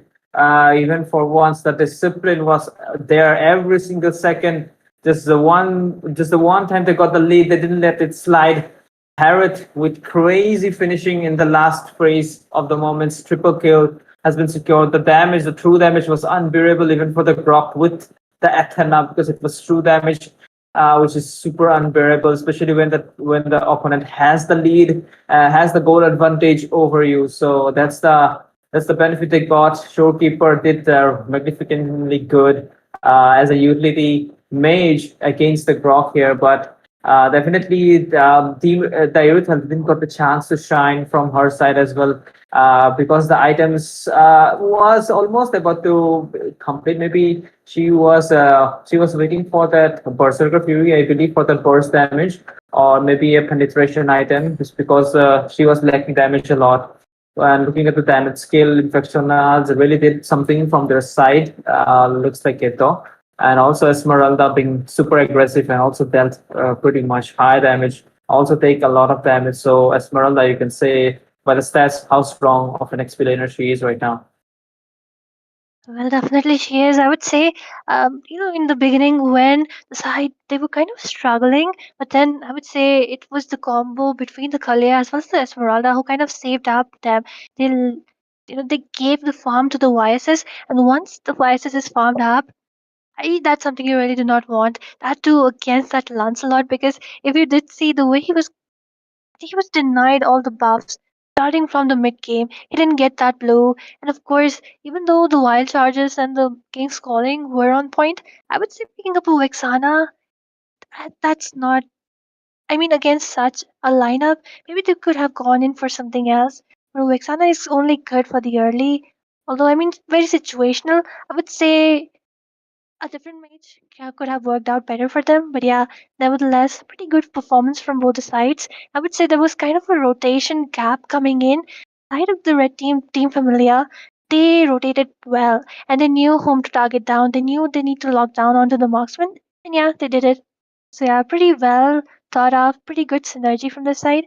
And with this, ladies and gentlemen, this is the last match for today. And if you were watching with us till so late night, you are you all are a legend. But for now, we will be going in for a short, not for a short break. We will be just ending it for today. So thank you for being here. Do like, share, and subscribe. And of course, also, if you do join us on our streams, you might be the one getting away some diamonds. You might be some of those lucky winners because we do give away a lot of diamonds onto the stream. So yeah, thank you for today. We will be signing out.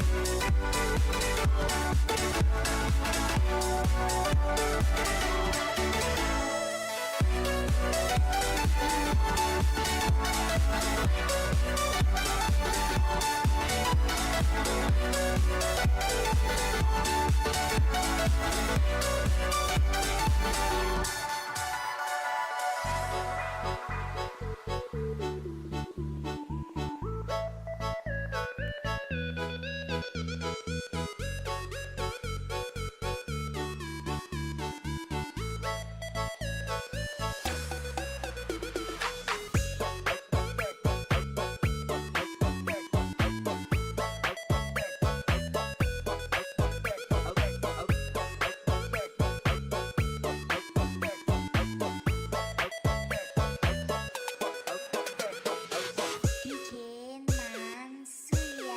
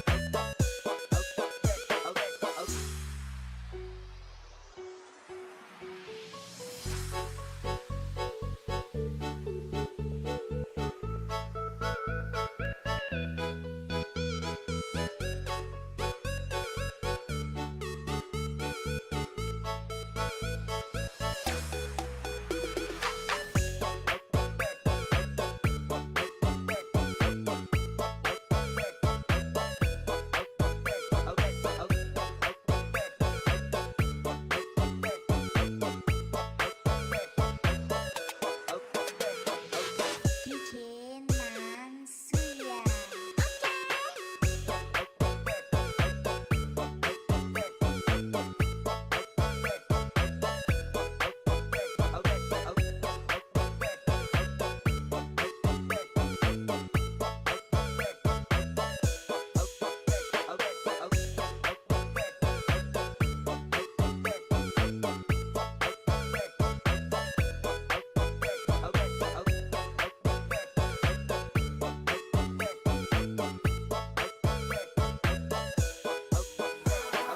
I could swear it's been 700 degrees in here since you came in.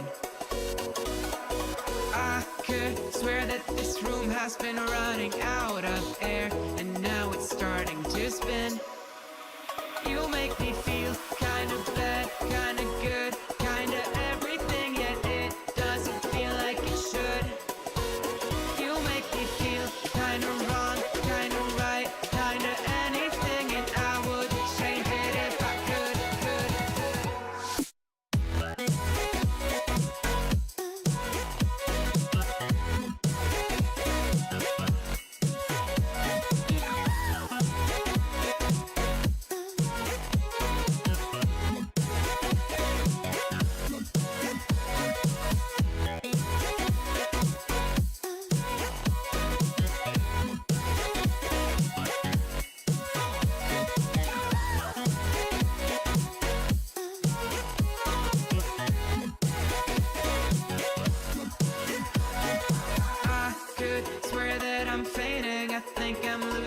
my sight. I swear I'm hitting the floor. I could swear that my stomach just sunk a meter. I'll be dead if I take any more.